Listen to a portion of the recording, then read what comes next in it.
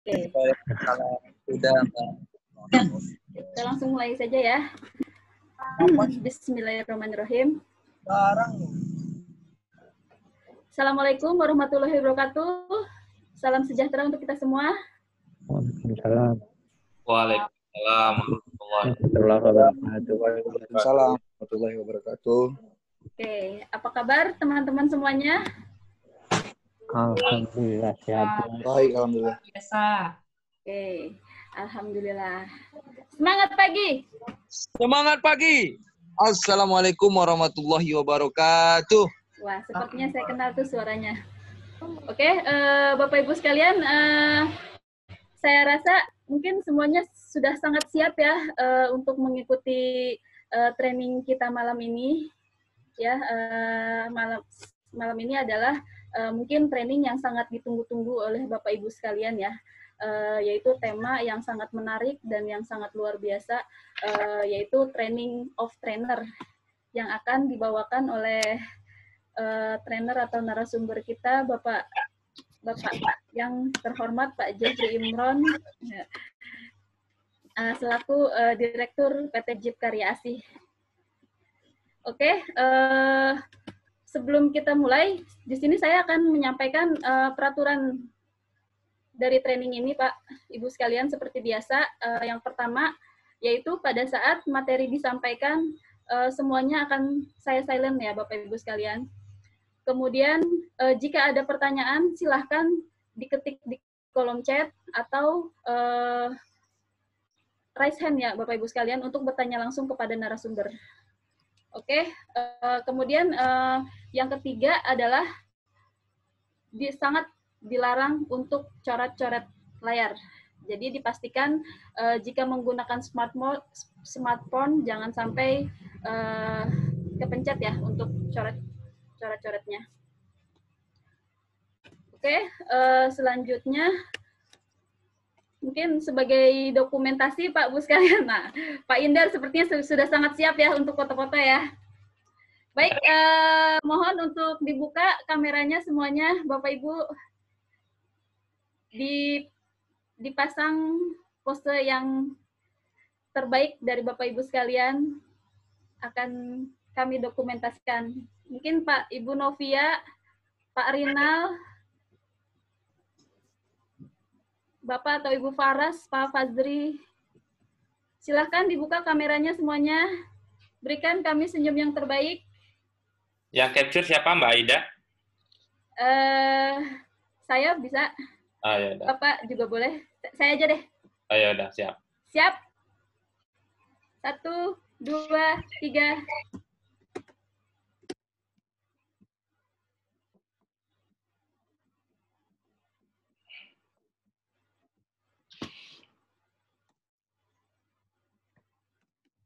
Oke, slide selanjutnya. Siap. 1, 2, 3.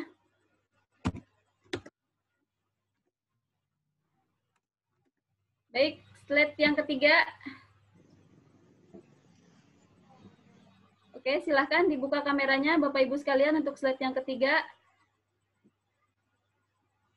Ibu Miska, Pak Arifin Hidayat, Bu Ratmi Surya, Salsabila, Cindy, Ibu Cindy, silahkan dibuka mungkin. Iya, Mbak Aida ya. Pak Fedrix, Siti Nur Halifat, Muhammad Arif. Baik. 1, 2, 3.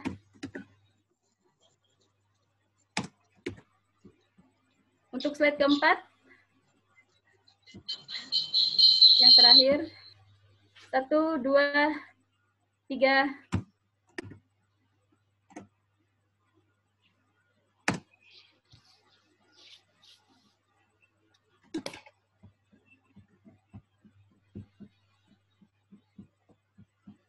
Oke, baik. Terima kasih.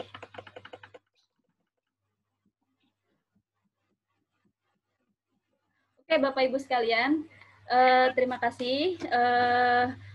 Saya ucapkan masih tetap mengikuti training online yang yang diselenggarakan oleh PT JIP Karya Asih, ya, dan ini adalah tema yang ke-19 ya Bapak Ibu sekalian.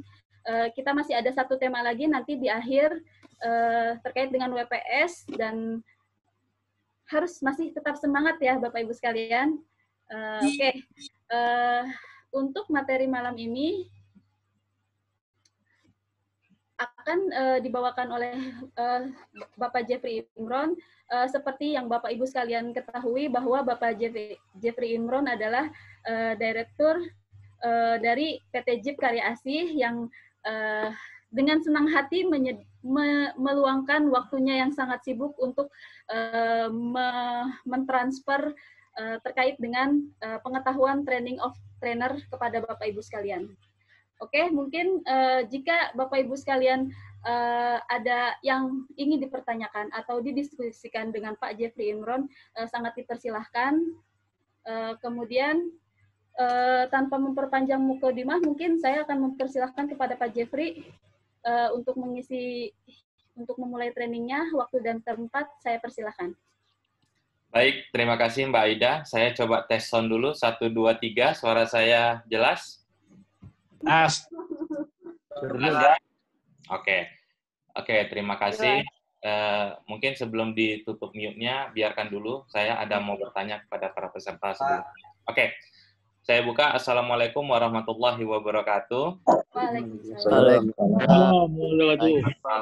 Salam sejahtera untuk kita semua. Malam ini kayaknya beda dari malam-malam biasanya. Saya melihat warna kuning yang begitu cerah. Tolong satu orang buka mic-nya. Yang warna kuning ini dari mana? Ayo, mana tahu adik-adik saya dari satu kampung. Coba, silakan. Satu orang buka mic-nya. Yang warna kuning ini dari mana ini? Coba. Saya melihat kuning ini agak silau soalnya. Kalau dalam lampu emergency sengaja dikasih kuning, itu agak silau. Silakan satu orang yang baju kuning, jangan yang lain yang menjawab. Monggo adik-adik yang baju kuning, dari mana? Satu Boleh orang. saya pilih Pak Jeff? Ya, silakan. Baik, saya buka untuk Mbak Jernih. Silakan Mbak Jernih Siahaan. Nah, Ito Jernih Siahaan, silakan. Hala kita dusude disi. Nah. Sebentar, mic-nya belum dibuka.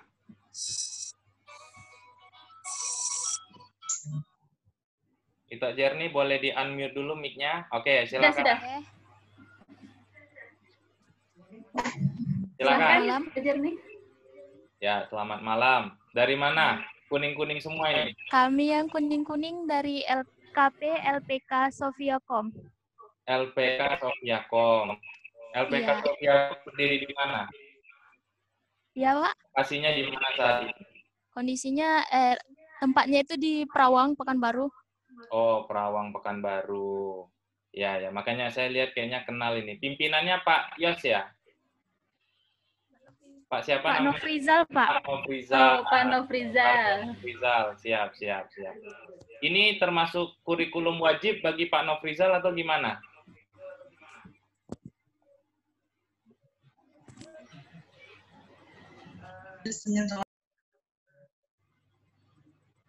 Kira-kira ini menjadi kurikulum wajib sehingga semuanya ikut atau untuk hanya sekedar nama pengetahuan teman-teman di LPK?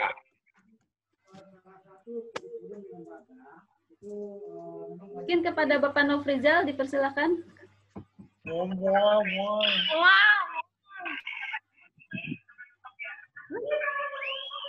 Ya, nggak apa-apa ya. Jadi saya senang teman-teman yang masih muda, saya lihat masih unyu-unyu ya, semangat untuk belajar, itu sangat baik, kita bersyukur ya. Oke, untuk tidak panjang mukadimah, mungkin nanti kita akan coba diskusi lebih lanjut. Oke, mohon ketik di pesan, saya ingin tahu teman-teman posisinya sekarang dari mana, sudah pernah belum mendapatkan training TOT sebelumnya. Silakan, nama, asal, dan sudah pernah belum mendapatkan TOT sebelumnya. Silakan. Mohon izin saya mute semua ya. Silakan, saya tunggu. Belum.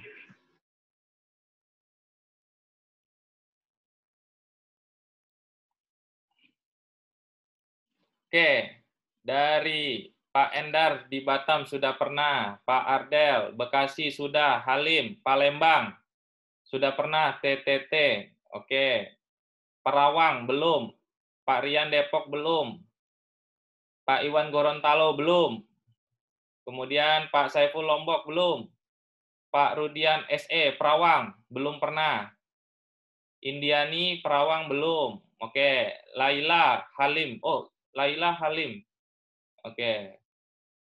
Fazril Latif, Perawang, belum pernah. Oke, rata-rata teman-teman belum ya. John Peter, Pekanbaru, belum. Aldebaran Aska Putra, belum pernah training ya. Balikpapan, Pak Joni Haryanto, belum pernah juga. Hendri Wahyudi, Jambi, belum juga.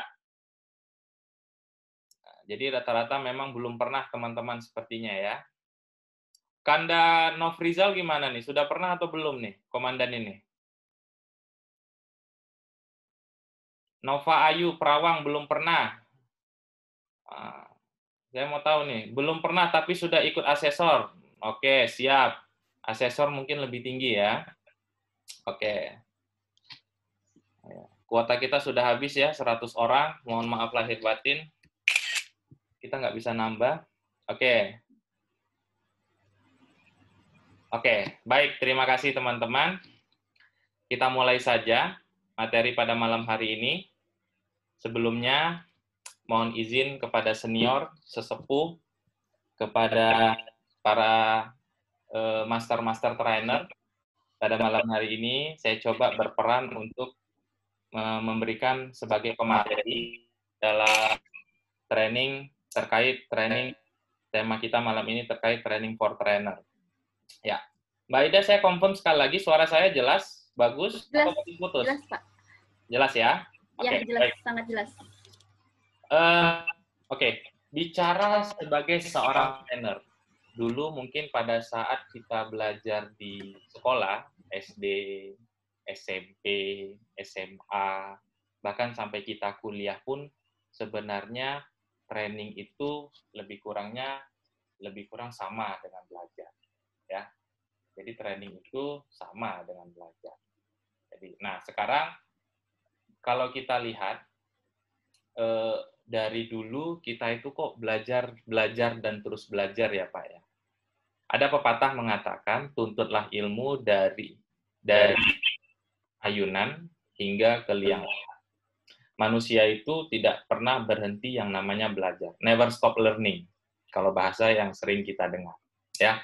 Nah, malam hari ini saya akan sharing terkait bagaimana menjadi seorang trainer.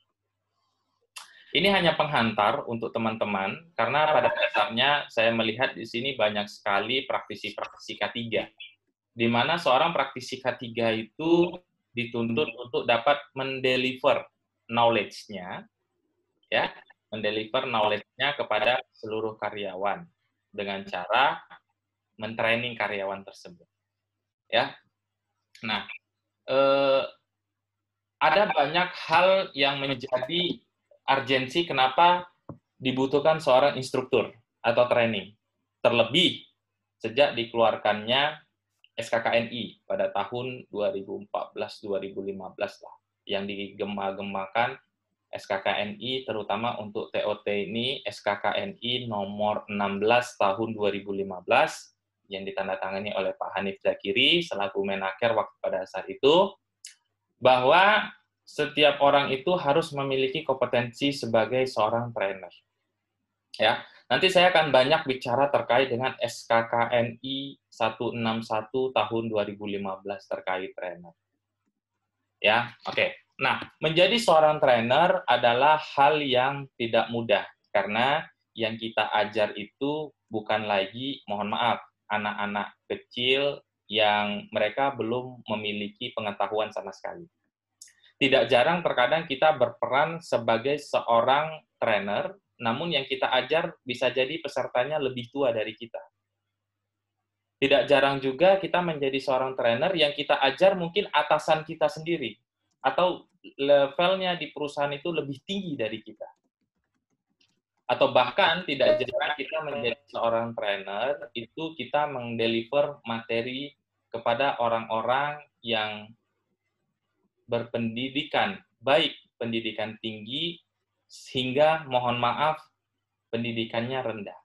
Dari level yang tinggi sampai ke level jabatan yang sangat-sangat rendah. Nah, maka daripada itu, untuk solving daripada masalah teman-teman dalam memberikan materi, malam ini saya coba share sedikit pengalaman saya bagaimana saya menjadi seorang trainer. Apa saja yang diperlukan, apa saja yang harus dipersiapkan untuk menjadi seorang trainer. Saya nggak akan menyinggung teman-teman yang belum punya lisensi tapi sudah berani menjadi trainer, mungkin nggak sampai ke situ makna kita malam hari ini. Tapi lebih ke mentransfer knowledge atau pengalaman atau pengetahuan yang saya miliki untuk teman-teman dapat amanah sebagai seorang trainer. Ya, oke. Pertama, apa yang harus kita lakukan menjadi seorang trainer? Seorang trainer di awal harus memperkenalkan dirinya. Siapa dia? Ya, tujuannya untuk memberi, untuk kalau kata pepatah itu tak kenal maka tak sayang, maka seorang trainer di awal banget wajib memperkenalkan siapa dia. Mohon maaf, izinkan saya untuk memperkenalkan diri saya. Anggaplah hari ini saya training dan mensimulasikan. Saya Jeffrey Imron, asal dari Riau, dekat adik-adik saya juga, dekat LPK itu. Saya asal dari Riau, di Duri. Ya, kalau adik-adik di Perawang, saya di kota Duri, kota terpencil, namun kaya akan minyak bumi. Ya, makanya saya senang adik-adik bisa bergabung pada malam hari ini. Ada beberapa sertifikat yang sudah saya ambil, termasuk saya sudah mengambil sertifikat TOT dari Badan Nasional Sertifikasi Profesi. Berarti dalam kata lain, saya sudah legal untuk menjadi seorang instruktur di negara ini, karena sudah bersertifikasi oleh Badan Nasional Standar Profesi. Kemudian ada beberapa sertifikat yang sudah saya ambil. Saya sudah certified Six Sigma Green Belt oleh International Sigma Institute dari UK. Kemudian saya juga sudah mendapatkan certified Master Quality Manager dari American Academy of Project Management. Kemudian saya sudah lead auditor IRCA ISO 9001 terkait dengan Quality Management System. Saya juga telah tersertifikasi ahli ketiga umum dan confined space serta beberapa certified internal training. Mohon izin sedikit saya memperkenalkan terkait dengan pengalaman pekerjaan saya. Saya saat ini berperan sebagai praktisi, trainer, konsultan, dan advisor terkait dengan QHSE Management System. Adapun beberapa track record saya, background saya adalah orang HSE. Kalau adik-adik di Pekanbaru, di Perawang itu kenal yang namanya orang HES. Ya. Nah, kalau kita di luar itu dikenal dengan orang safety. Jadi, background saya adalah seorang safety mulai dari project, contractor, sampai memegang corporate untuk Indonesia, dan terakhir saya dipercaya sebagai regional Asia Pasifik, sebagai regional manager di salah satu perusahaan oil and gas service company dari Eropa. Dan sekarang saya berperan sebagai direktur di salah satu perusahaan konsultan untuk membantu para customer dalam memecahkan masalah terkait dengan quality, health, safety, dan environmental. Nah, maknanya apa? Di awal, untuk menjadi seorang trainer, teman-teman wajib memperkenalkan diri teman-teman dan yakinkan kepada peserta bahwa teman-teman adalah orang yang tepat untuk mendeliver materi ini. Ya, karena tidak jarang kita sebagai manusia ada kecurigaan. Oh, nampaknya Pak Jeff ini masih muda banget. Benar nggak sih dia ini qualified untuk jadi trainer pada materi pada hari ini? Kita ketahui bahwa seseorang itu mengikuti training memiliki yang namanya investasi. Mereka menginvestasikan waktunya, mereka menginvestasikan uangnya, dan mereka menginvestasikan semuanya untuk mengikuti training tersebut. Penting bagi seorang trainer mengenalkan dirinya untuk dapat diketahui bahwa trainer tersebut adalah orang yang mumpuni dalam mendeliver training tersebut. Dia adalah orang yang tepat berdiri di situ. sehingga para peserta merasa nyaman dengan investasi yang sudah dikeluarkan. Ini yang pertama. Seorang trainer wajib mampu mengenalkan dirinya di awal untuk berkenalan satu sama lain. Ya. Berikutnya. Oke. Terkadang karena ada orang tipikal yang on time. Ada juga orang tipikal yang terlambat. Orang yang tipikal on time biasa menunggu agak terlalu lama. Dan tidak jarang terkadang untuk membangkitkan semangat, bahkan terkadang kita nggak tahu orang itu datang seberapa capek dia menuju ke tempat yang kita buat, ke tempat training. Maka daripada itu, untuk dapat membangkitkan semangat, karena dengan semangat itu akan membuat kita lebih berperformance, berenergi, dan tidak ngantuk. Seorang trainer harus mampu menghidupkan suasana, harus mampu merangsang untuk bagaimana peserta bisa semangat. Nah, seperti yang dilakukan Mbak Aida tadi. Udah bilang semangat pagi. Nah, coba Mbak Aida, kita coba yel-yelnya. Nah, nanti saya akan buka untuk mic teman-teman, biar saya dengar teman-teman menjawab yel-yel daripada Mbak Aida. Oke, silakan Mbak Aida. Coba bilang semangat pagi, teman-teman bilang apa kira-kira Mbak Aida? Pagi 3 kali gitu ya. Oke. Oke, teman-teman silakan dengar aba-aba dari Mbak Ida. Teman-teman semuanya, apabila saya mengucapkan semangat pagi, maka harap dijawab pagi gitu. Atau semangat. Pagi. Oke, silakan. Dengan keras dan lantang. Baik, pagi ya. Atau Pagi. siap? Semangat pagi. Pagi. Oke, siap ya. Oke, Pagi. Pulang petang. Terima kasih. Terima kasih Bapak Ibu sekalian.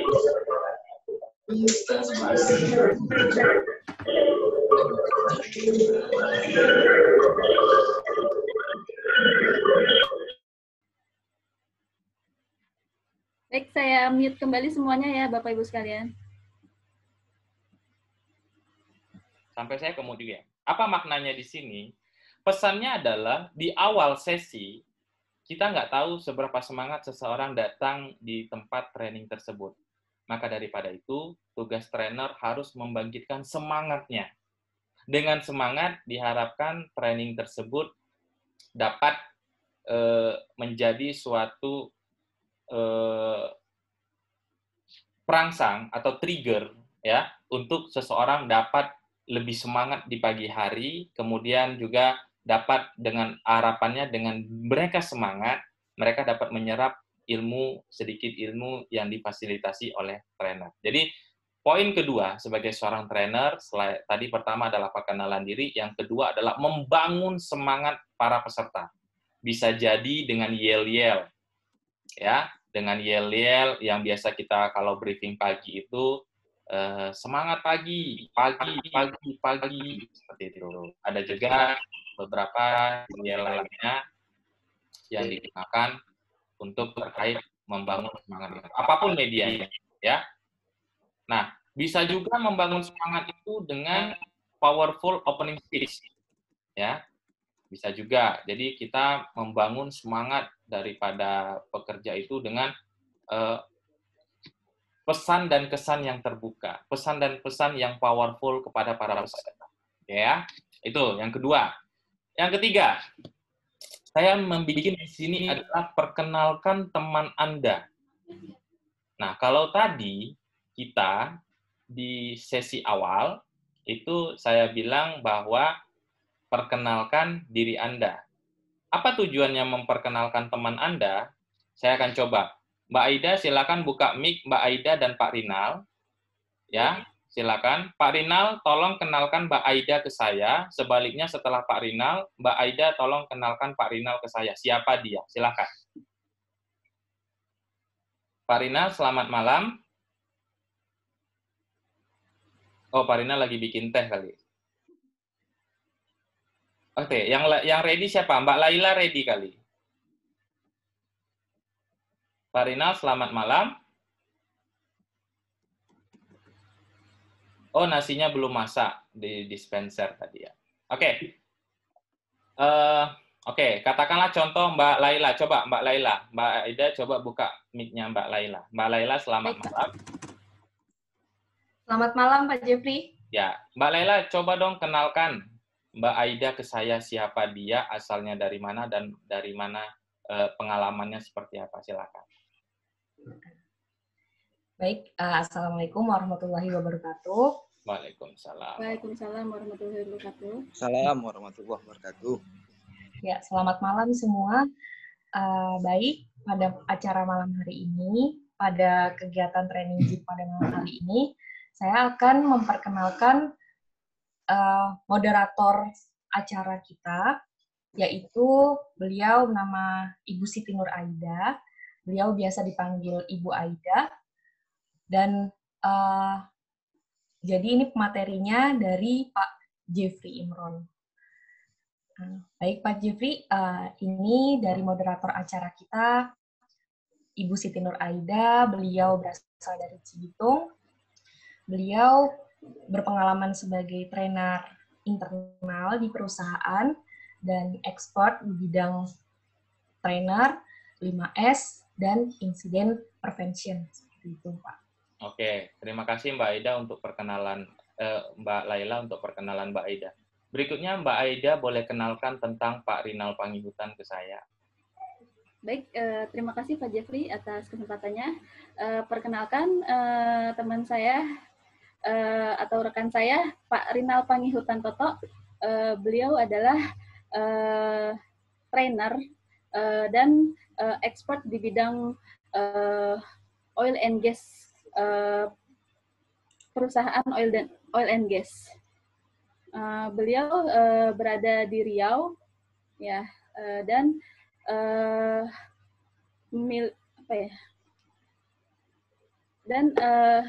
memiliki semangat yang sangat tinggi, apalagi dalam hal mendeliver training. Mungkin demikian saya perkenalkan terkait dengan Pak Rinal Pangihutan Toto.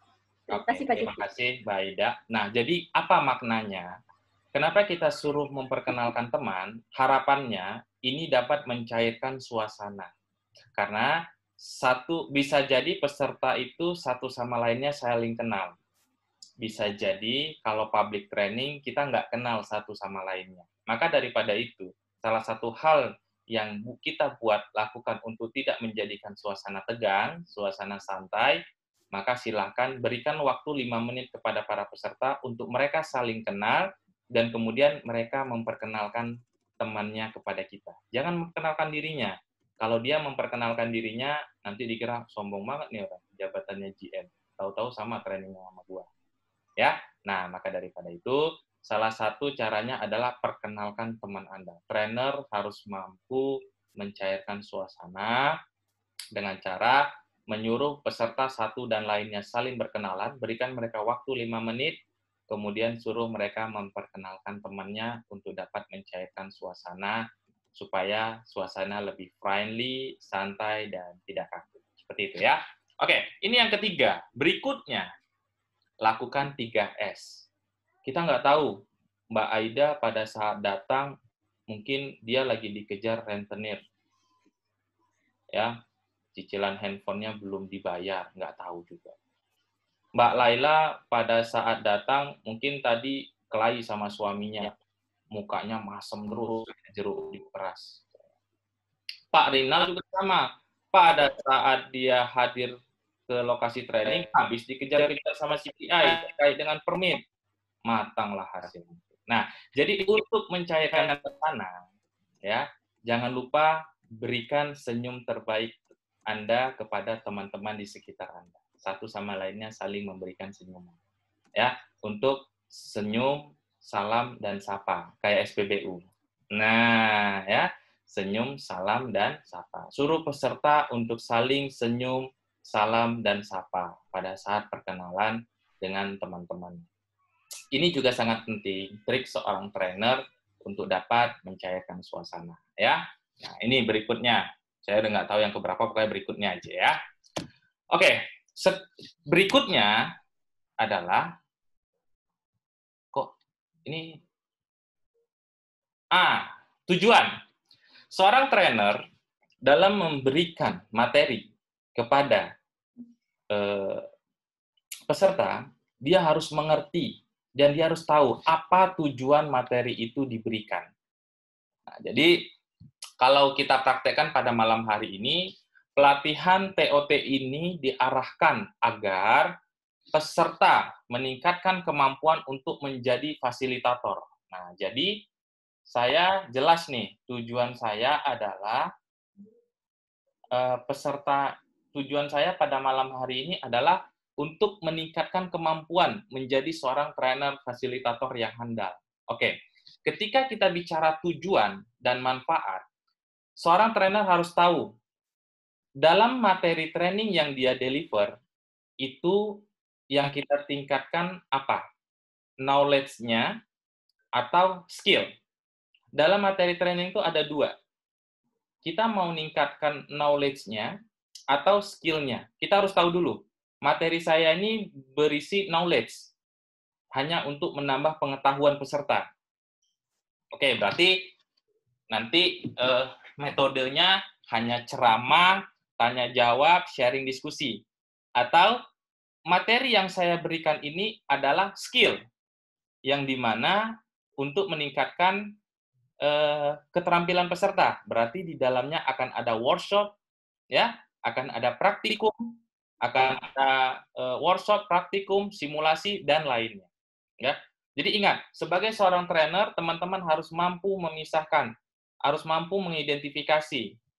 Ada namanya taksonomi Bloom.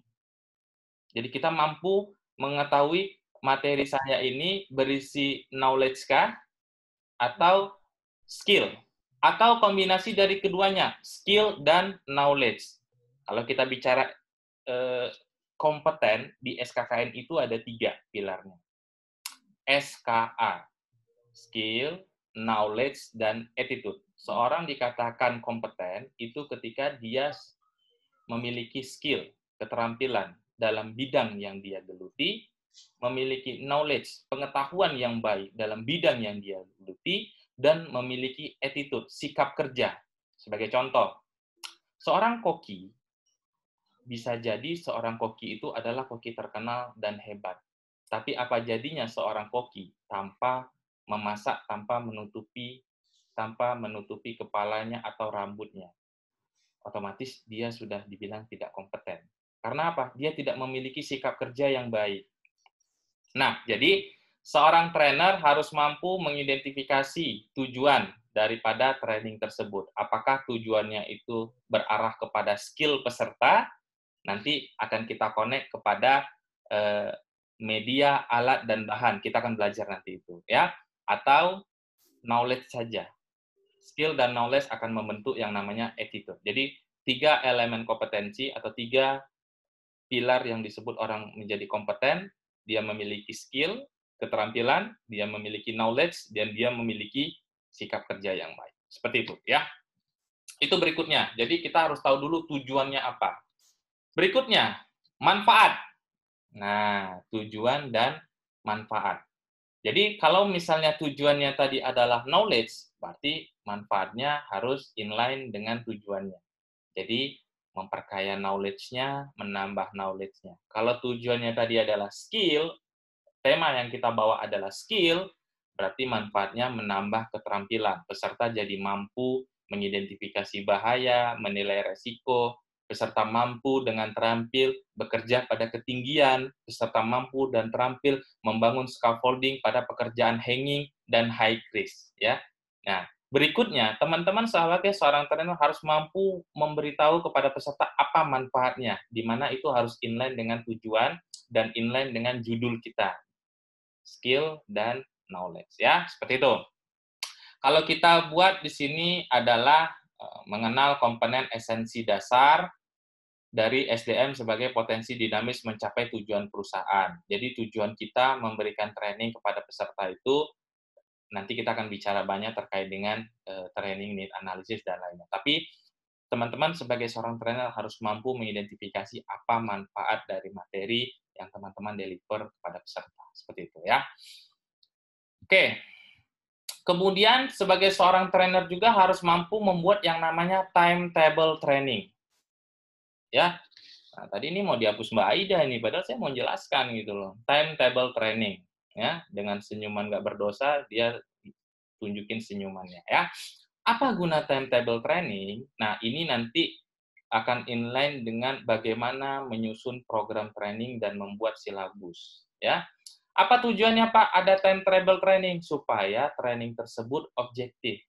Ada waktu yang dikejar, ada kontrolnya, dan peserta mengetahui preparation-nya baik dan bagus. Banyak trainer yang malas dalam membuat timetable, sehingga terkadang objektivitas daripada training tersebut tidaklah dapat. Sebagai seorang trainer, wajib membuat timetable. Hari pertama, apa yang kita lakukan? Ya, medianya apa, nanti kita akan bicara banyak di silabus, cara menyusun silabus dan program training. Ya, kemudian nanti bagaimana metodenya, apa alat yang dibutuhkan, ada alat, ada bahan, ada media, ya. Nanti kita akan lakukan identifikasi. Ini hanya seperti ini, ya. Nah, jadi seorang trainer wajib membuat, ya, ini timetable untuk mengontrol sejauh mana materi-materi tersebut, sejauh mana teknik mendeliver tersebut sudah achieve atau tidak, dan mengontrol. Kita nanti akan kenal dengan yang namanya jam pelajaran. Ya, dalam suatu materi disusun silabus dan silabusnya, kemudian nanti kita akan convert berapa jam pelajaran yang harus ada untuk mendapatkan pengakuan terkait dengan auditor SMK 3. Berapa jam pelajaran yang harus ditempuh untuk mendapatkan pengakuan sebagai ahli K3 umum. Berapa jam pelajaran yang ditempuh untuk mendapat pengakuan sebagai praktisi di bidang proses safety atau proses safety engineer. Ya. Nah, dari jam pelajaran yang sudah harus dimiliki dari SKKNI, maka itu akan di-convert menjadi timetable.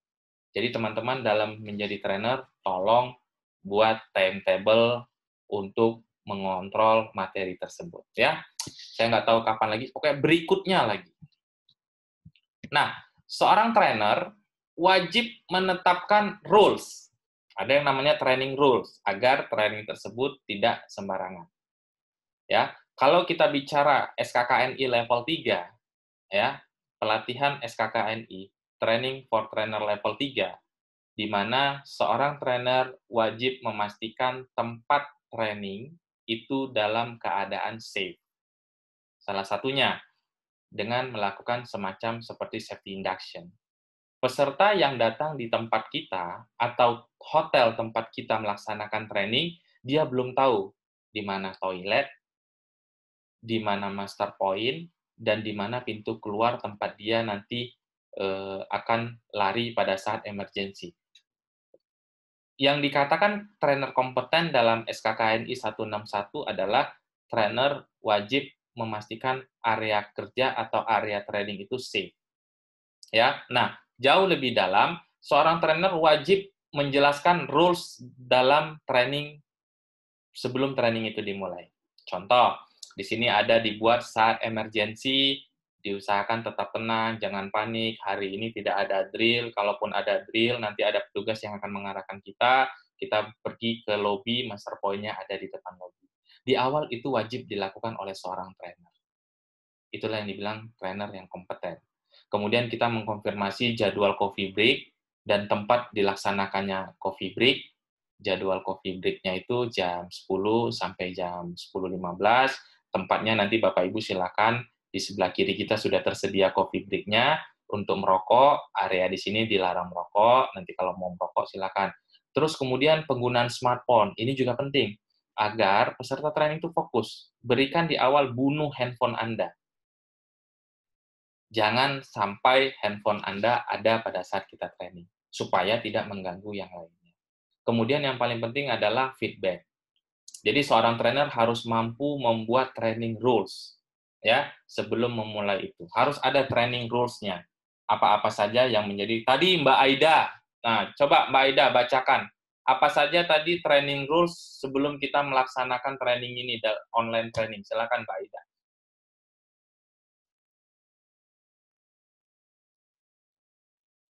Ya, Mbak Aida, boleh dibacakan training rules-nya? Oh, di mute ya. Oke, silakan. Apa? Saya akan ingatkan kembali terkait dengan training rules. Tadi yang pertama adalah pada saat materi disampaikan,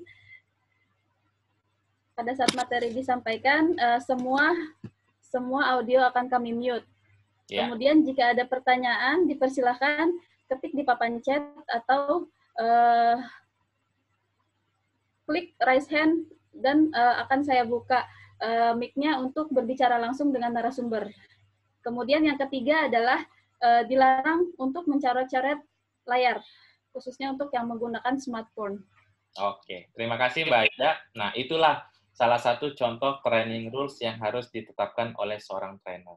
Kenapa training rules ada? Karena untuk memastikan attitude para peserta sudah dimulai pada saat training itu dimulai. Berikutnya, saya nggak tahu yang keberapa, berikutnya saja. Oke, kita bicara sedikit terkait dengan training cycle. Jadi sebenarnya Bapak Ibu, orang yang ngambil TOT ini kalau dalam SKKNI itu wajib sarjana pendidikan, SPD. Jadi berbahagialah orang yang berlatar belakang SPD, salah satu elemen kompetensinya dia sudah dapat, bahwa pada saat kita mengambil sertifikasi kompetensi, latar belakang pendidikan yang diwajibkan itu adalah sarjana pendidikan. Ya. Nah, jadi kalau kita bicara training cycle, apa sih training cycle itu? Kita akan mengidentifikasi kebutuhan training. Nah, kita akan banyak bicara nanti terkait dengan training need analysis, ya. Gap analysis atau training need analysis. Apa itu training need analysis? Jadi seorang trainer harus mampu mengidentifikasi apa kompetensi saat ini yang dimiliki oleh pekerja dan apa kompetensi ke depannya yang harus dimiliki. Jadi kalau requirement-nya 5, ternyata dia hanya punya 4, maka ada satu gap. Nah, satu gap antara yang ada saat ini sama yang dibutuhkan, maka itulah yang menjadi TNA. Apa satu gap ini? Seorang trainer harus mengidentifikasi training apa yang diperlukan untuk menutupi gap ini. Itu yang pertama. Setelah kita tahu training apa yang diperlukan, apakah nanti kita mengacu ke SKKNI atau kita eksperimen, ngambil beberapa unit kompetensi. Nah, nanti saya cerita sedikit terkait dengan unit kompetensi, maka kita akan membuat plan and design. Nah, disitulah nanti kita membuat yang namanya silabus, kemudian identifikasi kebutuhan media, peralatan, alat, bahan training, ya. Kemudian nanti bagaimana mendeliver materi, berapa lama jam pelajarannya, dan segala macamnya kita harus desain. Apa metode yang kita gunakan, ceramah, training kita ini meningkatkan skill atau knowledge para pekerjanya, kemudian apa sikap-sikap kerja, batasan variabel yang harus diketahui, dan kompetensi apa yang perlu ditingkatkan. Dari segi skill, apa yang perlu ditingkatkan dari training yang satu tadi. Dari segi knowledge, apa yang perlu ditambahkan, dan dari segi attitude, harapannya apa. Kita akan berkutik dengan yang namanya nanti elemen kompetensi. Ya, inilah. Plan and design ini terkadang diabaikan oleh seorang trainer. Mohon maaf, bukan bermaksud untuk menyindir ya. Banyak sekali terkadang seseorang justru ingin mentrainingkan, dia minta ke grup. Guys, tolong share materi Hiradese, saya besok disuruh bawakan ini ke manajemen. Dalam hal ini berarti dia tidak punya persiapan. Bagaimana mendapatkan objektif seorang training kalau dia tidak melakukan identifikasi dan membuat planning and design yang baik. Oke, berikutnya. Deliver. Kita mendeliver materi tersebut.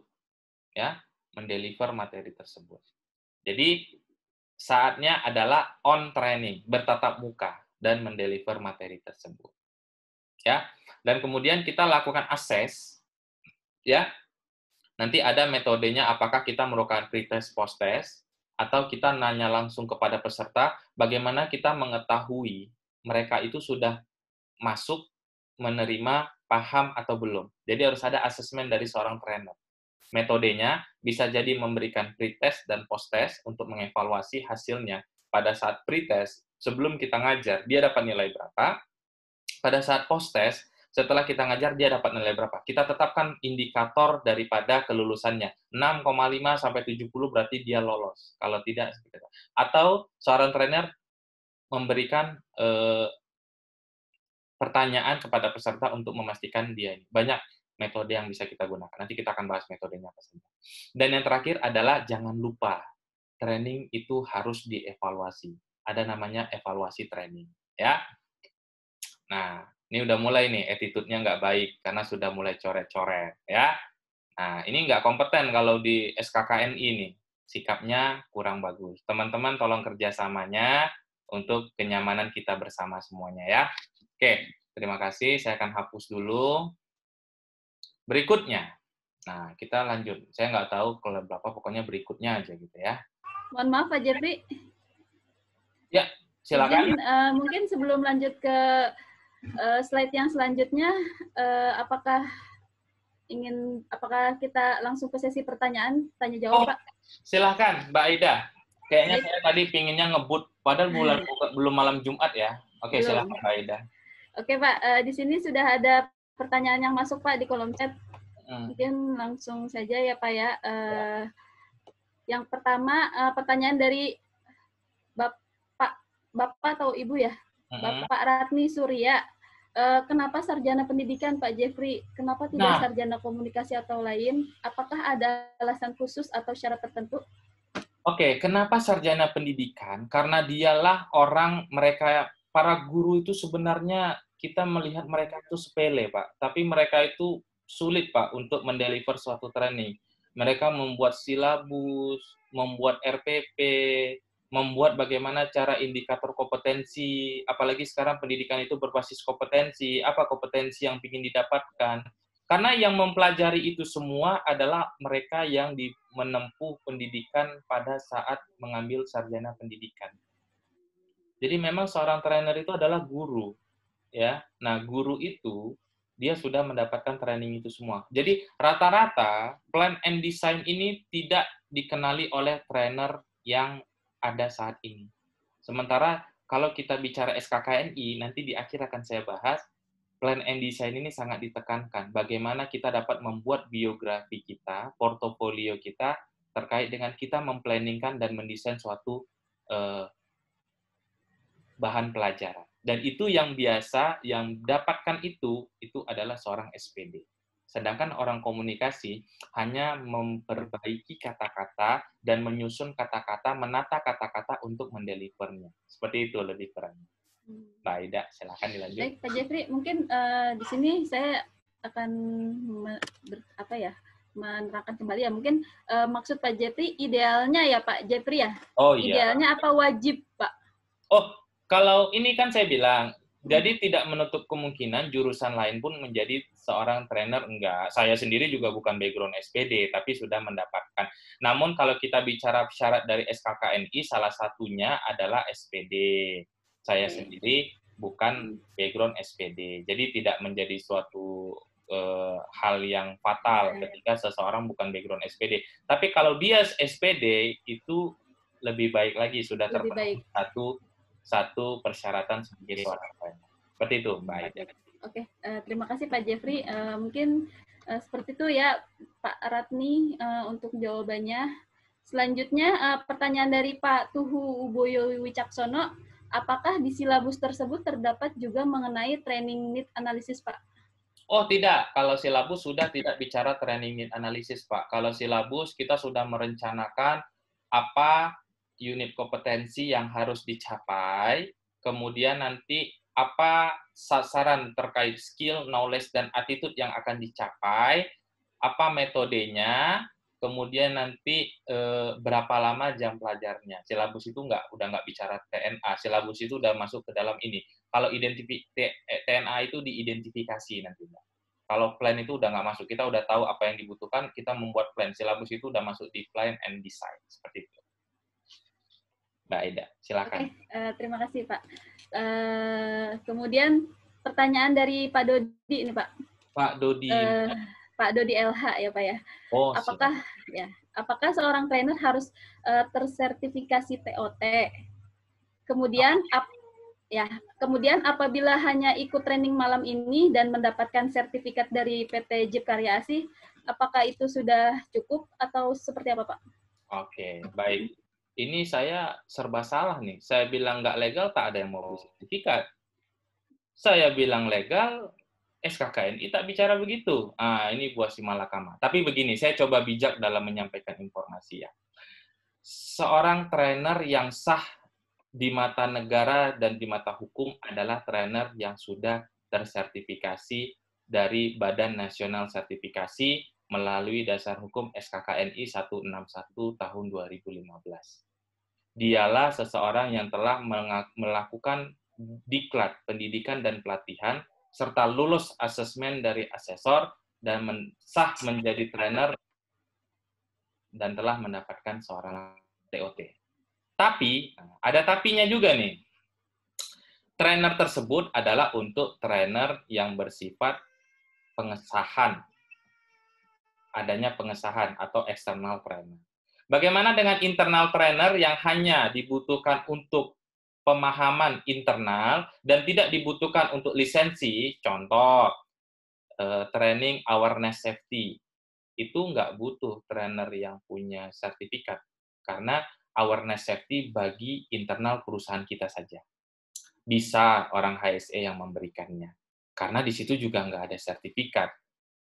Tapi kalau dia tanda tangan di atas sertifikat, dan dia tersertifikasi serta mendapatkan lisensi, maka sudah barang tentu harus trainer yang tersertifikasi. Jadi perbedaannya, boleh saja orang yang malam ini mendapatkan sertifikat internal dari JIP melakukan training dengan skup internal perusahaannya, itu diperbolehkan. Tapi kalau untuk public training yang notabene-nya output-nya adalah sertifikasi kompetensi atau lisensi, sudah barang tentu dia wajib tersertifikasi. Seperti itu Mbak Aida. Sudah jelas ya Pak Dodi ya. Jadi jika Pak Dodi ingin untuk digunakan training internal yang basic-basic, mungkin itu tidak mengapa ya, sertifikat dari PT JIP Karya Asih. Akan tapi jika training yang mengeluarkan sertifikat, otomatis Bapak harus memiliki sertifikat TOT dari BNSP atau Kemenaker. Kemudian Pak, satu pertanyaan lagi ya Pak ya. Oh, ini silakan Pak Aida. Sangat menarik nih, dan ini juga yang sering saya alami juga nih Pak. Dari pertanyaan dari Pak Susilo Pujianto Pak, mohon maaf. Bagaimana untuk menghilangkan demam panggung? Soalnya ada kalanya di awal kita baru mau bicara di depan forum, sudah gemetar alias demam panggung. Itu coba seperti apa Pak tips-tipsnya Pak? Silakan Pak. Ini kayaknya memang sejalan dengan apa yang Aida rasakan day to day. Oke, terima kasih Pak. Demam panggung. Demam panggung itu terjadi karena tidak adanya persiapan dari diri teman-teman. Ya, pertama itu contoh. Kalau teman-teman mengajarkan ilmu yang sudah teman-teman dapatkan dan teman-teman paham, mengajarkannya kepada seorang anak, pasti pede.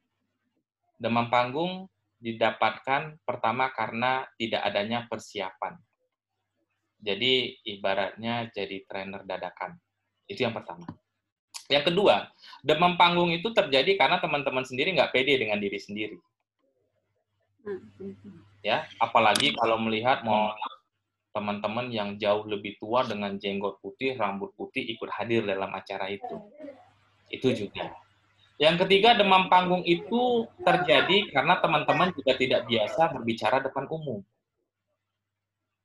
Ya, tidak biasa berbicara depan umum, makanya demam panggung. Saya rasa kalau seorang HSE sudah pasti barang tentu sering, apalagi melaksanakan general toolbox meeting, ya, bicara depan umum. Ya, minimal dia berbicara di depan teman-temannya yang satu line, satu divisi, seperti itu. Juga seperti itu. Dan yang terakhir, demam panggung itu terjadi karena di awal teman-teman tidak memanage dengan baik sebuah program training tersebut. Ya. Nah, jadi tipsnya supaya jangan demam panggung, punya kaca ya di rumah. Saya juga dulu sama, ngoceh-ngoceh aja depan kaca, ya. Terus kemudian punya kakak, ibu, atau adik depan rumah, suruh mereka duduk, bicaralah depan mereka, dan sebisa mungkin lakukan persiapan yang matang, dan yang paling penting, hargai diri Anda.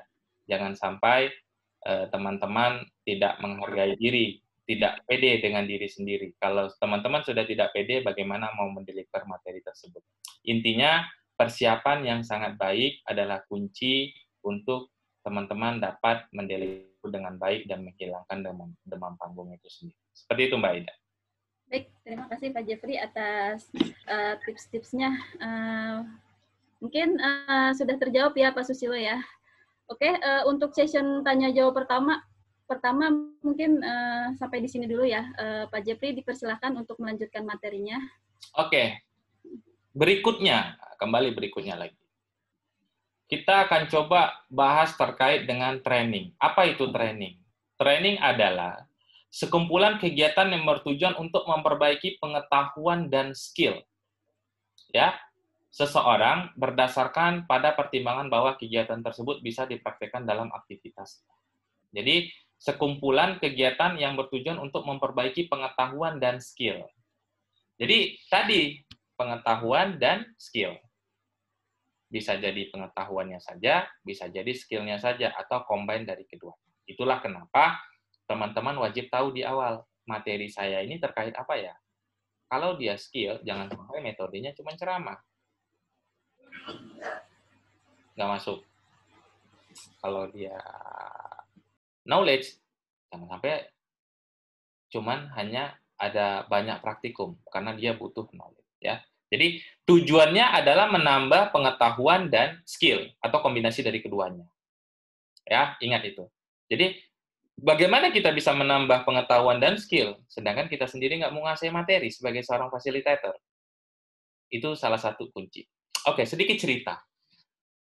Training yang paling berkesan bagi saya itu adalah saat saya training tahun 2017, di mana saya diminta oleh Dinas Tenaga Kerja Bekasi untuk mendeliver materi tentang sistem manajemen K3, mensosialisasikan sistem manajemen K3 untuk 75 perusahaan yang ada di Cikarang, yang salah satu murid saya adalah Ibu Siti Nur Aida.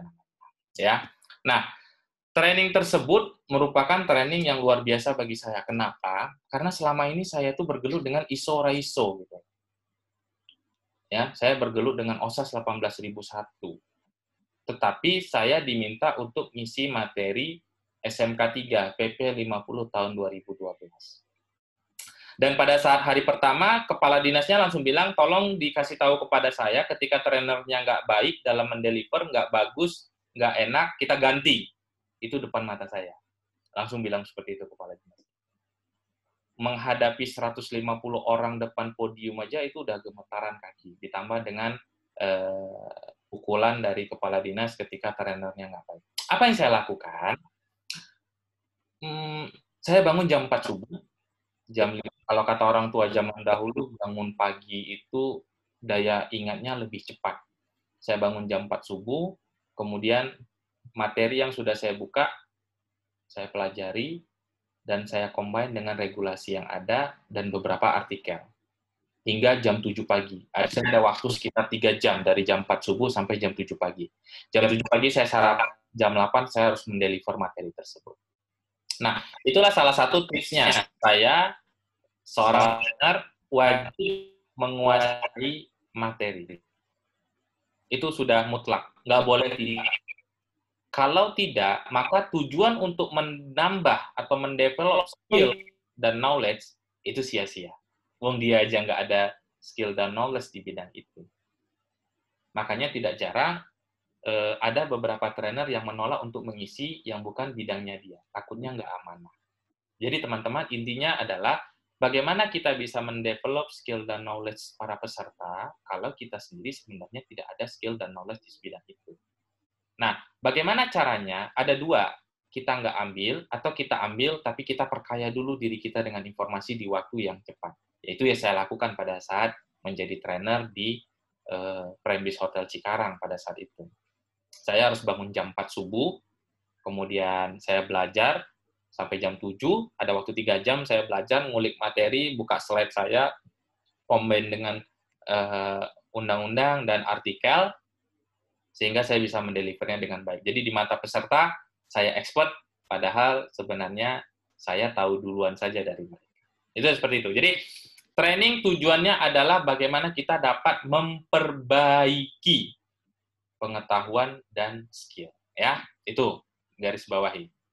Kemudian, nah, trainer yang profesional. Nah, ini dia nih. Bagaimana sih trainer yang profesional itu? Ada before, ada pada saat training, dan after training. Ya, nah kita coba bahas satu-satu bagaimana menjadi trainer yang profesional. Before, sebelum training. Nah, biasanya sebagai seseorang trainer, sebelum training itu biasanya kita melakukan untuk diri sendiri ya. Ini untuk diri sendiri nih, karena kan sebelum training ya. Tidak heran kita juga harus memanage diri kita. Jadi kalau bahasa saya itu kita berdamai dengan diri kita dulu. Jangan sampai nervous kita udah menguasai kita gitu loh. Jadi sebisa mungkin kita berdamai dengan diri kita. Tarik nafas, lepaskan, tarik nafas, lepaskan, exercise tubuh sedikit, apakah tangan dikeataskan, supaya kita agak santai. Dada ini kan terkadang terasa sesak, jadi kita agak buat ini supaya kita nyaman dan enjoy sebelum. Kemudian yang kedua melatih pernafasan, ya. Jadi terkadang kayak Mbak Aida terburu-buru kayak dikejar Metro Mini, gitu ya. Nah, jadi dalam persiapan kita harus latih nafas kita untuk kita tetap tenang. Terlebih kalau kita sudah nervous duluan, maka itu semuanya it will be nothing, ya. Nah, kemudian pelatihan suara, intonasi sangat penting, jangan terlalu kecil, jangan terlalu lantang dan segala macamnya. Jadi ada relaksasi tubuh, tenggorokan, ya, pengendalian ujung lidah, ini juga penting. Pengendalian ujung lidah ternyata ada di sini, gitu ya. Merelaksasikan rahang, melatih kelincahan bibir dan lain. Itu aktivitas fisik yang kita lakukan sebelum kita mendeliver training, ya. Jadi seorang trainer itu tampil di depan itu dia udah banyak bergulat-gulat. Ada juga beberapa teman dia mau mendeliver training, dia harus naik turun tangga dulu, gitu. Ada, atau dia push up dulu. Ada juga beberapa seperti itu, ya. Seperti itu. Kemudian non fisik. Nah, non fisik biasanya kita melakukan TNA tadi. Jadi sebelum kita mendeliver training, kita tahu kebutuhan daripada training ini apa, mempersiapkan nanti materi, rangkanya, kemudian merencanakan sesi pembelajaran, bagaimana merancangkan sesi pembelajaran itu menjadi menarik, fun, enjoy, tidak ngantuk, dan lainnya. Serta nanti ada beberapa tips-tips dan trik bagaimana cara untuk membuat supaya tidak bosan, gitu ya, humor, karena ini trainer ngoceh aja 8 jam gitu kan ya, harus ada juga aktivitas fisik yang kita lakukan untuk peserta itu tidak terlalu boring gitu ya. Oke, pada saat on training. Nah, ini pada saat on training. Kalau tadi sebelum, pada saat on training. Kemudian buatlah aturan. Nah, tadi sudah ya, kita buat aturan. Kemudian, nah ini trainer itu ada sisi psikologisnya juga Bapak Ibu. Ini kita bicara mengenal tipe-tipe peserta. Nah, ada berapa sih tipe-tipe peserta? Saya coba tanya nih. Kira-kira ada nggak teman-teman yang sudah menjadi trainer mau sharing malam ini? Ada nggak yang bagaimana teman-teman mengetahui tipe-tipe peserta? Silakan. Ada yang mau sharing? Mbak Aida, tolong diperhatikan kameranya atau raise hand. Bagaimana sih cara mengetahui tipe-tipe peserta gitu? Dan seperti apa treatment kita terkait dengan tipe-tipe peserta yang seperti ini? Baik, silakan Bapak Ibu sekalian jika ingin sharing. Raise hand atau kita pilih aja? Ya, yang raise hand saja yang mau sharing. Teman-teman, saya tahu banyak sekali trainer di sini yang ikut. Silakan sharing untuk kita bagi ke adik-adik kita yang ikut pada malam hari ini. Silakan.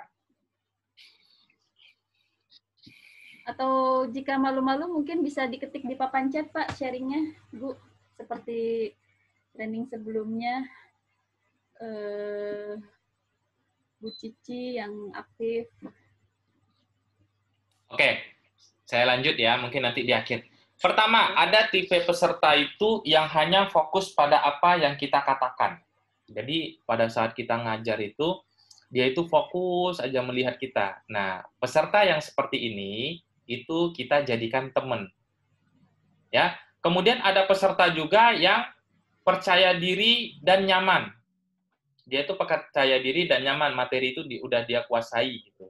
Nah, peserta yang seperti ini, sikap kita sebagai seorang trainer, kita aktifkan dia dengan kita berikan pertanyaan kepada dia. Kemudian ada lagi sifat peserta yang suka melakukan interaksi sosial. Ya, dia suka melakukan interaksi sosial gitu. Nah, sikap kita sebagai seorang trainer gunakan kemampuan untuk bersosialisasi mereka. Jadi dia biasanya orang kayak gini yang sering jenaka di tengah-tengah peserta. Nah, itu kita gunakan dia untuk sebagai membantu kita dalam berinteraksi sosial. Nah, ini yang paling parah nih. Ada juga ada juga peserta tersebut yang memulai dengan sikap permusuhan gitu loh. Jadi di awal itu sudah menjudge kita gitu loh. Jadi seolah-olah dia melihat kita, apa nih trainer nih, kayaknya nggak ini nih. Nah, pada saat peserta seperti itu, apa yang kita lakukan sebagai seorang trainer? Tunjukkan keahlian kita. Ya, tadi Pak Jeffrey di awal sombong dikit gitu ya. Saya menunjukkan semua keahlian saya, supaya jangan ada nih peserta yang seperti ini tipe-tipenya. Yang dia itu memulai dengan sikap permusuhan. Ya, ada juga peserta yang sikap-sikap peserta, tipe-tipe peserta itu yang tidak memberikan respon sama sekali. Nah, supaya bagaimana sikap kita sebagai trainer ketika peserta tersebut, maka kita ciptakan suasana yang hangat dan akrab. Kita dekati dia, ngopi bareng sama dia, atau senggol dia untuk Bapak gimana pengalamannya dan segala macam. Ada juga peserta yang bahasa tubuhnya itu negatif. Dia kayak nggak nyaman, nggak ini sama kita pada saat kita mendeliver training, dia kayak gelisah dan segala macamnya. Nah, bagaimana sikap kita sebagai seorang trainer? Ya, kemudian maka buatlah mereka bergerak dan berdiskusi. Nah, jadi kita buka sesi bergerak supaya dia itu supaya suasana jadi lebih aman. Yang terakhir adalah peserta itu biasanya dia itu adalah ahli. Bisa jadi dia doktor, profesor, atau siapa. Bagaimana sikap kita sebagai seorang trainer? Jadi kita mengkondisikan agar pikirannya terbuka. Jadi belum tentu dia itu ahli, dia mengenal up to date. Nah, maka bagaimana kita dapat mengkondisikan bagaimana pikirannya itu terbuka. Nah, inilah beberapa tipe peserta yang pernah kita dapatkan, ya, beberapa tipe peserta yang sudah pernah kita dapat. Berikutnya, teknik pembukaan yang berkesan. Nah, ini sangat penting nih. Kalau tadi Mbak Aida membuka dengan yel-yel, semangat pagi, Pak Rinal juga selalu kalau lagi training saya lihat tuh semangat pagi gitu kan. Itu adalah teknik pembukaan yang berkesan. Saya selalu bilang kepada teman-teman untuk membuka dalam sesi pembelajaran bahwa teman-teman sudah menginvestasikan waktu, tenaga, dan pikiran serta biaya untuk hadir ke tempat ini. 8 jam ini tergantung kita. Kita mau jadi apa dan apa yang mau kita ambil. Apakah mau sia-sia atau kita mau dapat manfaatnya. Mari sama-sama kita menghargai waktu kita bersama, apa yang sudah kita korbankan untuk dapat mengambil hikmah dan tujuan kita pada hari ini tercapai satu sama lainnya. Jadi, terus kemudian pembukaan yang berkesan bisa jadi kita puji mereka. Teman-teman adalah orang yang up to date dan orang yang sangat-sangat memperhatikan terkait dengan perkembangan zaman. Orang di sana lagi santai, teman-teman adalah orang yang belajar. Teman-teman adalah orang yang luar biasa, dan kami percaya bahwa teman-teman ke depan akan bisa sukses di kemudian hari. Jadi, seorang trainer wajib membuka dengan pembukaan yang powerful. Seperti itu ya. Seperti itu. Kemudian teknik menyenangkan peserta. Seorang trainer harus mampu juga nih pada saat training menyenangkan peserta. Apa yang bikin peserta senang? Kalau Pak Jokowi ngasih sepeda, gaji trainer itu beli sepeda satu habis, nggak mungkin. Atau biasanya ada trainer yang baik itu dia udah prepare nih ke Indomaret atau Alfamart beli coklat. Nah, yang harga 10.000, bolehlah 10 coklat dari fee trainer masih oke lah ya. Nah, bisa jadi kita memberikan hadiah. Peserta paling aktif dapat coklat, Silver Queen lagi. Wah, luar biasa. Kemudian bagaimana cara menyenangkan peserta? Biasanya kita pakai game. Ya. Nah, kita buat game. Teman-teman bikin 3 kelompok, kita buat game ya. Balik belakang semuanya, yang belakang nyoret punggungnya, yang di depan nyoret punggung yang di belakang, nyoret nanti terakhir digambarkan. Banyak game yang bisa digunakan. Kita buat game. Kemudian cara menyenangkan peserta itu bisa jadi kita melawak. Ya. Nah, cara menyenangkannya kita buat candaan. Jadi supaya jangan kaku. Ya. Oke. Kemudian teknik mengajak peserta tersebut terlibat. Nah, bagaimana cara teknik mengajak peserta terlibat? Sudah barang tentu yang paling umum itu adalah kita bertanya kepada dia. Ada yang ditanya? Nggak ada, kita yang bertanya. Atau kita lihat tadi dari gaya tubuhnya udah gelisah, kita berikan pertanyaan supaya dia terlibat. Kemudian teknik untuk membawa dia untuk terlibat kedua adalah kita suruh melakukan hal-hal yang konkret. Contoh, silakan Bapak tuliskan di sini apa yang sudah Bapak bilang tadi. Jadi walaupun itu cuma nulis biasa gitu, itu supaya peserta itu terlibat. Ya. Kemudian teknik berikutnya untuk mengajak peserta itu suruh mereka berinteraksi satu sama lainnya. Berarti suruh mereka diskusi. Kita kasih studi kasus, suruh mereka diskusi. Itu juga cara. Dan yang terakhir adalah untuk mengajak mereka itu bisa terlibat, biasanya kita lakukan praktek langsung. Memegang apar, kemudian praktek untuk CPR, untuk first aid, ya. Kemudian praktek untuk praktek ini tulang patah, kita suruh mereka praktekkan. Itu salah satu juga cara kita bagaimana kita mengajak peserta itu terlibat. Ya. Nah, kemudian teknik menguasai diri sendiri peserta di tengah situasi yang sulit. Nah, bagaimana sih kita menguasai diri kita nih? Ya, kepada peserta yang situasi sulit. Tadi sudah saya bilang di awal, sebagai seorang trainer, kita harus menjunjung prasangka baik. Contoh, terkadang kita melihat peserta kita tuh mukanya masam sepanjang training itu. Selama 8 jam itu mukanya masam. Kita kira dia benci sama kita. Padahal dia mukanya masam itu, dia sudah bekerja sampai jam 2 pagi, karena dia mau training, dia selesaikan pekerjaannya jam 2 pagi, dia sampai ke rumah jam 4 subuh, kemudian dia tidur 2 jam, dia mandi, dia ke tempat training. Sehingga di training tersebut kepalanya masih sakit. Hanya 2 jam dia tidur. Sehingga mukanya itu nggak ada muka baik, walaupun kita sudah hidupkan suasana, kita sudah apakan. Nah, itu. Ya. Jadi, sebagai seorang trainer, sebisa mungkin kita harus berpikiran positif. Ya. Kemudian bagaimana kita menguasai diri?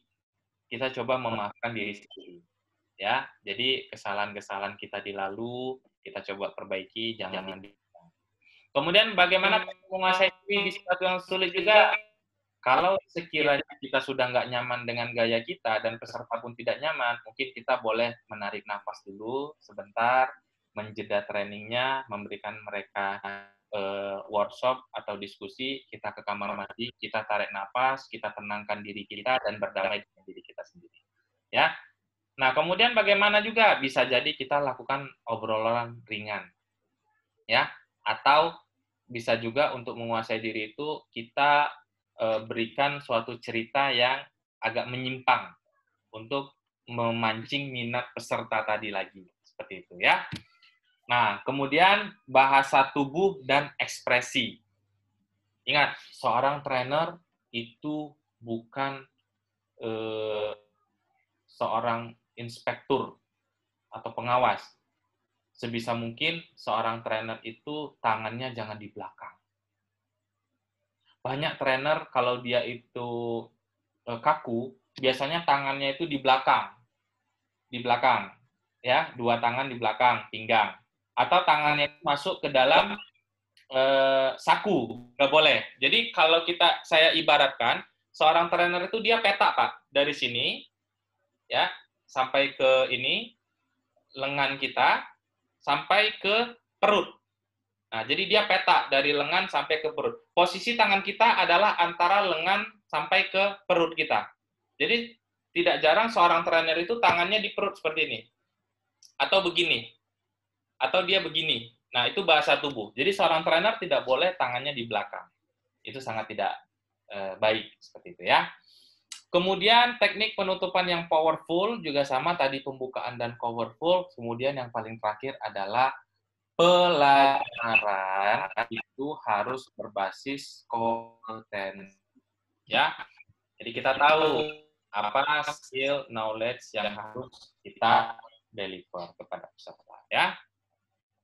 Berikutnya, nah ini yang paling penting teman-teman.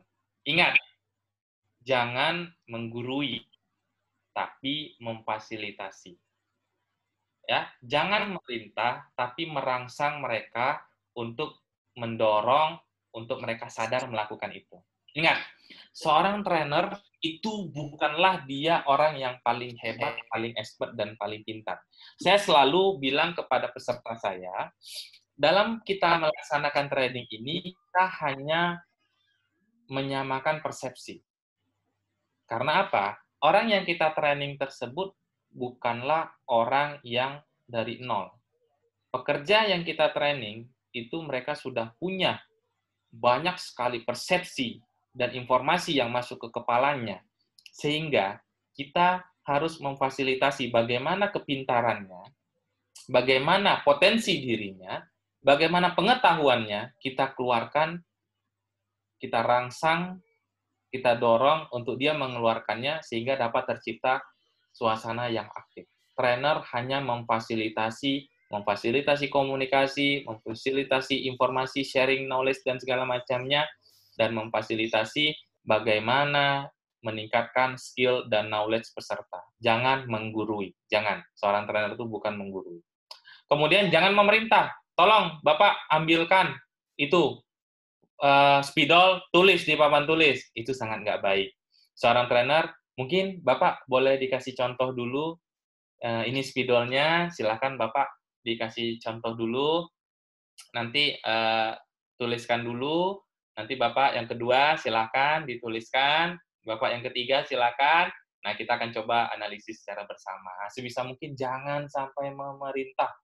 Trainer itu tidak boleh memerintah. Karena pada dasarnya, kita itu hanya fasilitator. Seperti itu. Itu perlu di-note ya, teman-teman. Oke, after training. After training itu biasanya mungkin kalau beberapa trainer setelah training dia hilang. Tidak ada kontak dan komunikasi kepada si peserta. Namun, dalam hal ini, menjadi trainer yang profesional dan baik adalah bagaimana kita dapat memaintain komunikasi kita kepada para peserta.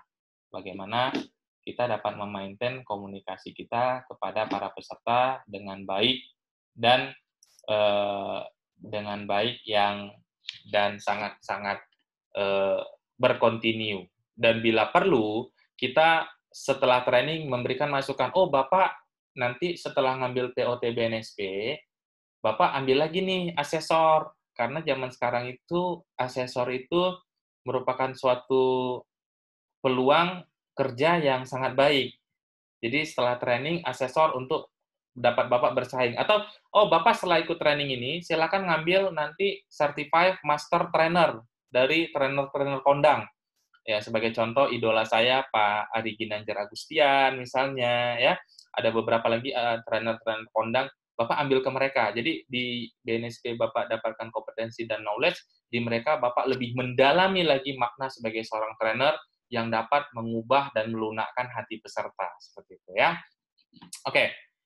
Berikutnya, nah, teman-teman menjadi trainer ini, saya kembali bilang tadi di awal kepada teman-teman adalah ada 7 kompetensi instruktur sertifikasi BNSP berdasarkan SKKNI 161 tahun 2015 ya. Jadi untuk teman-teman dikatakan kompeten sebagai instruktur atau trainer, karena bahasa kita bahasa Indonesia, trainer itu adalah instruktur.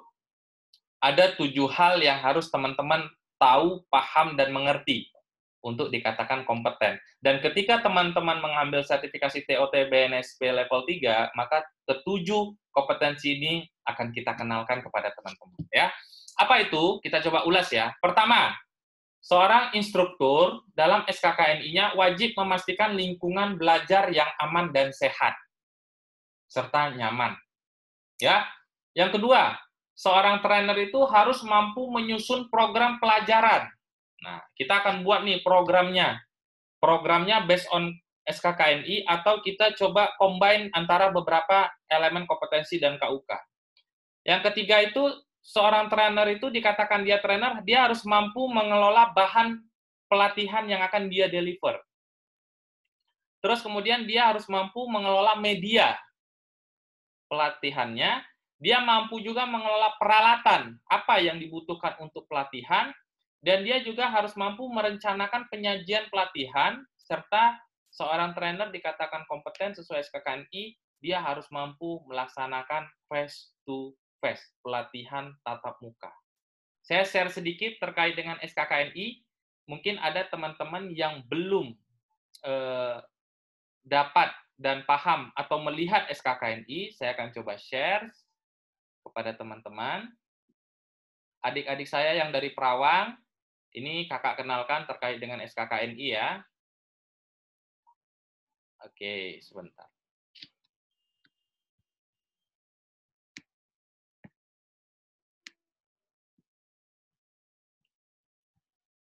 Jadi nanti kalau teman-teman, ini kita coba share dulu.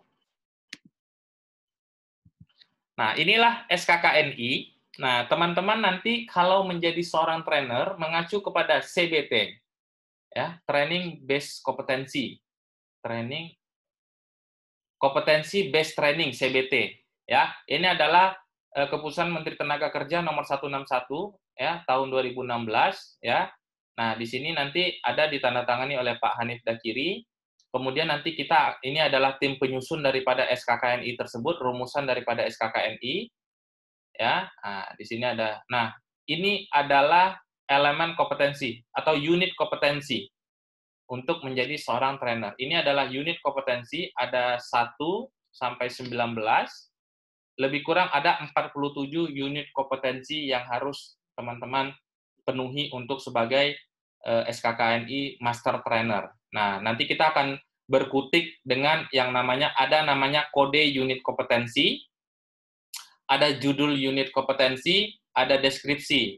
Nanti dalam satu unit kompetensi, teman-teman akan ada nanti namanya elemen kompetensi. Apa saja elemen kompetensi yang harus dipenuhi, dan KUK, kriteria unjuk kerjanya seperti apa.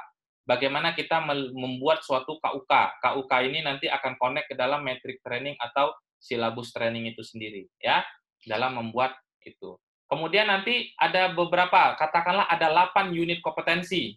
Nanti kita akan belajar terkait dengan batasan variabel. Seperti apa batasan variabel materi yang akan kita deliver kepada peserta. Ya. Terus kemudian nanti kita akan diperkenalkan juga dengan apa saja peralatan yang diperlukan dan perlengkapannya. Kemudian apa saja referensinya, baik peraturan nasional maupun internasional. Terus bagaimana cara kita menilai bahwa dia itu sudah sesuai dengan elemen kompetensi yang dipersyaratkan, serta ada nggak beberapa persyaratan kompetensinya, kemudian pengetahuan dan keterampilan yang diperlukan dalam memenuhi satu elemen kompetensi, sikap kerja yang diperlukan, apa saja, ini terkait attitude, ya, apa saja sikap kerja yang harus dipadatkan kepada para peserta, serta apa aspek kritisnya. Ini kita baru bicara satu uraian kompetensi, satu unit kompetensi. Di dalamnya ada elemen kompetensi, ada grade KUK, ada batasan variabel. Ini baru satu.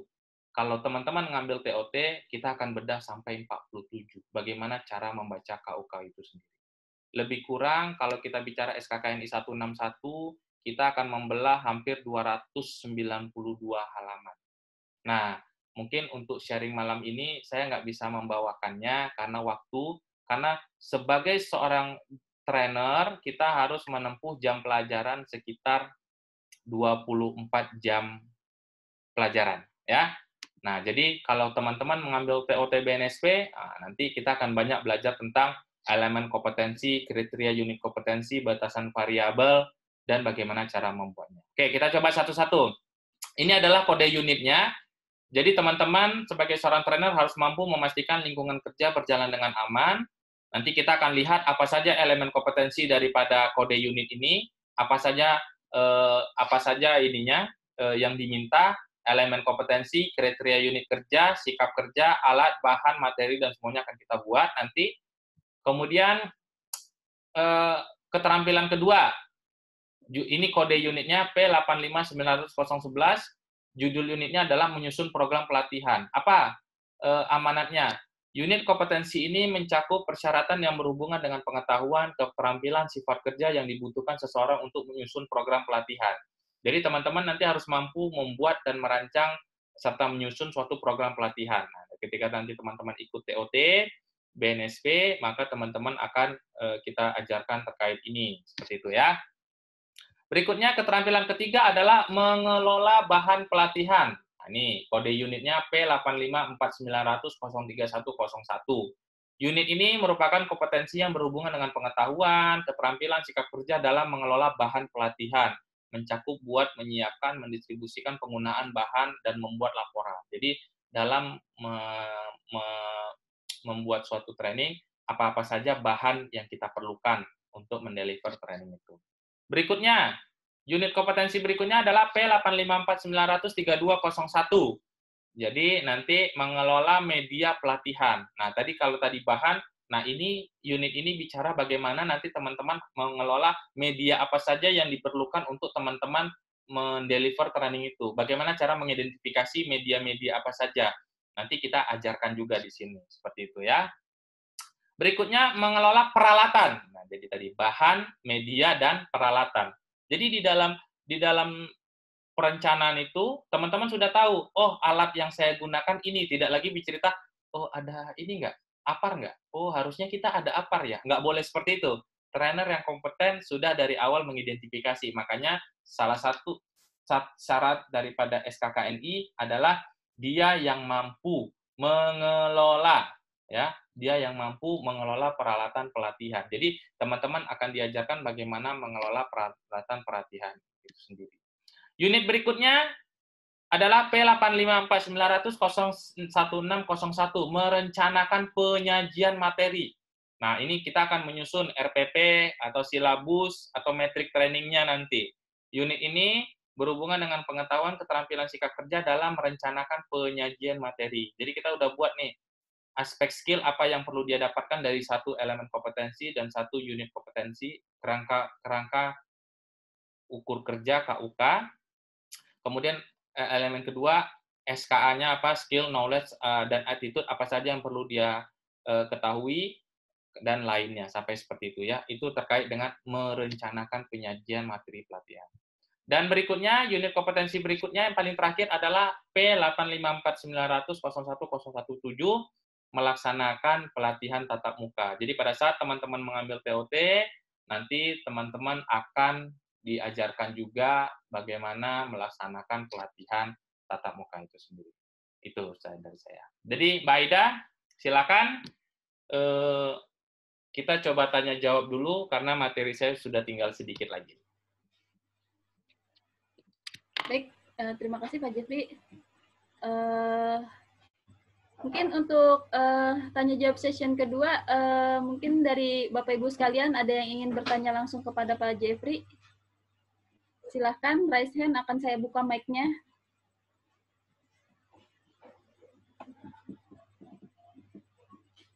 Apakah ada yang ingin bertanya langsung? sambil menunggu yang bertanya langsung, mungkin saya akan membacakan pertanyaan yang sudah ditanyakan di kolom chat.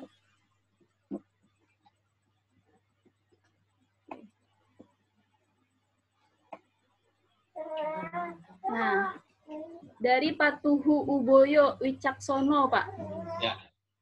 Kebetulan saya seorang guru juga, Pak. Wah. Ya, masih SPD ya tadi ya, Pak ya. Namun belum memahami TNA. Mohon pencerahan terkait TNA, Pak. Nah, iya. Jadi kita kalau bicara TNA mungkin beda sama materi pembelajaran, Pak. Kalau materi pembelajaran itu sudah pasti yang Bapak harus deliver dan Bapak ada panduannya. Ketika kita bicara TNA, TNA itu lahir dari simpelnya gini, Pak. Bapak simpelnya gini. Bapak seorang guru, Bapak pendidikannya sarjana. Seorang guru itu close. Tapi guru zaman now selain sarjana, dia diminta untuk sertifikasi guru, ya. Nah, otomatis Bapak yang pendidikannya sarjana sama persyaratan guru sekarang yang SPD dan harus mendapatkan sertifikasi guru, berarti Bapak ada gap nih. Jadi gap Bapak adalah Bapak kurang dengan sertifikasi guru. Nah, sertifikasi guru itu itulah yang menjadi analisis kebutuhan training untuk Bapak. Jadi kalau Bapak mau jadi seorang guru yang sesuai dengan rule, maka Bapak selain Bapak pendidikan, sarjana pendidikan, dan Bapak harus sertifikasi seorang guru, apakah itu Akta 4 dan lainnya, seperti itu ya. Nah, maka daripada itu, itulah yang apa. Jadi intinya TNA itu lahir karena adanya gap kompetensi saat ini, peserta gap kompetensi saat ini, serta gap yang diharapkan. Ya, ada gap-nya. Nah, gap ini supaya dia sama, maka ada penengahnya. Jadi apa saja training yang dibutuhkan. Atau bisa jadi seorang supervisor diangkat jadi manajer. Dia punya kapabilitas 5, sementara untuk menjadi seorang manajer 7. 2, ada gap 2. 2 ini dibuat program apa saja yang dia butuhkan untuk kapabilitas dia menjadi seorang training. Nah, lebih kurang seperti itu, Pak, simulasinya yang paling simpel terkait dengan training need analysis. Seperti itu, Mbak Ida. Baik, terima kasih Pak Jeffrey atas jawabannya. Semoga bisa terjawab ya pertanyaan dari Pak Tuhu.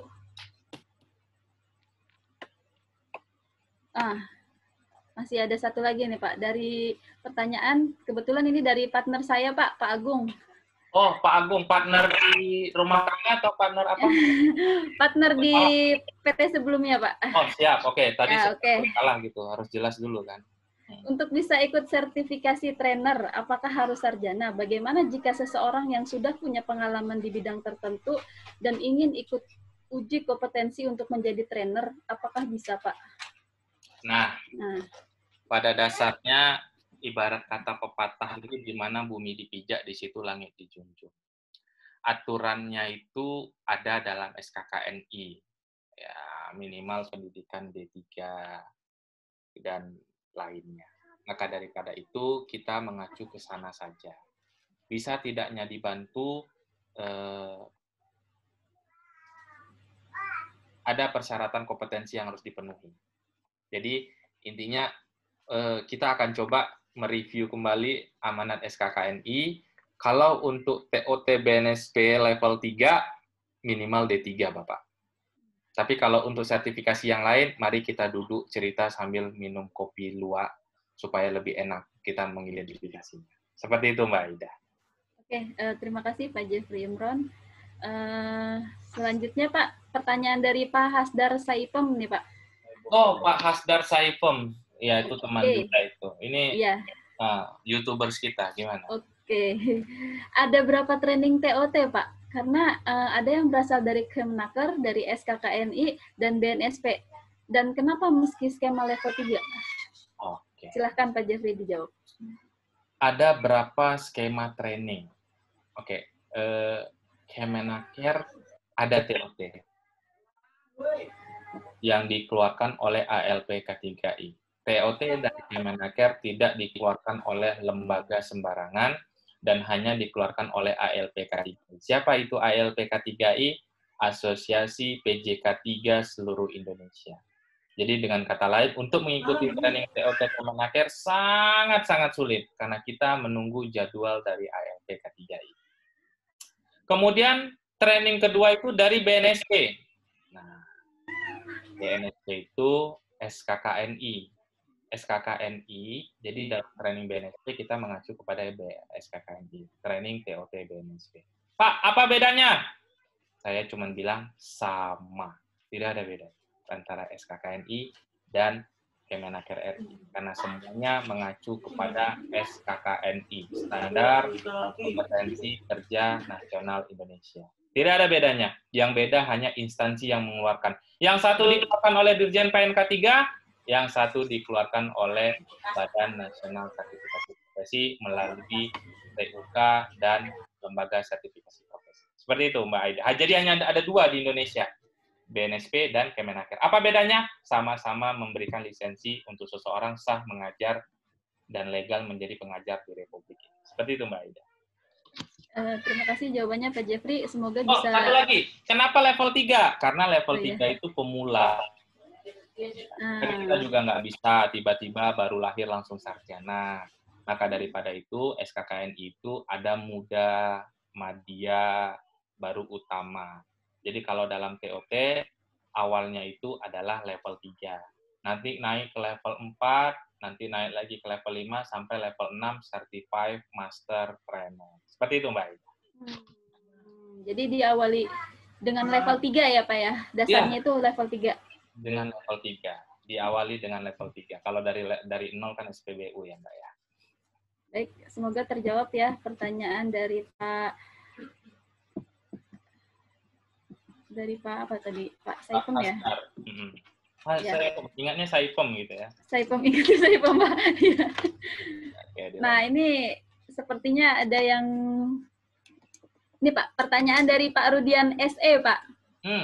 Maaf Pak, sebelumnya saya ingin bertanya, karena saya tidak pernah paham dengan TOT, jadi saya ingin bertanya Pak, jika kita ingin membangun PJK 3, harus adakah orang yang sudah bersertifikasi TOT, dan apa orang tersebut lakukan untuk perusahaan tersebut Pak? Baiklah kalau begitu. PJK 3 dan TOT Kemenaker adalah satu hal yang terikat, tidak boleh terpisah satu sama lainnya. Untuk mendapatkan lisensi PJK 3 harus ada TOT dari Kemenaker. Kenapa? Karena TOT, orang yang telah tersertifikasi TOT Kemenaker adalah tenaga ahli di PJK 3 tersebut. Itulah yang membedakan antara PJK 3 dan IO. Kalau IO dia hanya merencanakan training, tidak memiliki tenaga ahli. Sedangkan syarat untuk membuka PJK 3 harus ada orang yang telah tersertifikasi TOT yang dikeluarkan oleh Dirjen PNK 3. Seperti itu lebih kurangnya, Mbak Ida. Oke, terima kasih Pak Jeffrey. Semoga bisa menjawab pertanyaan dari Pak Rudian ya. Selanjutnya mungkin saya akan buka mic untuk pertanyaan dari Pak Budianto nih. Pak Budianto yang tidak pernah absen dalam acara training PT JET Karya Asih.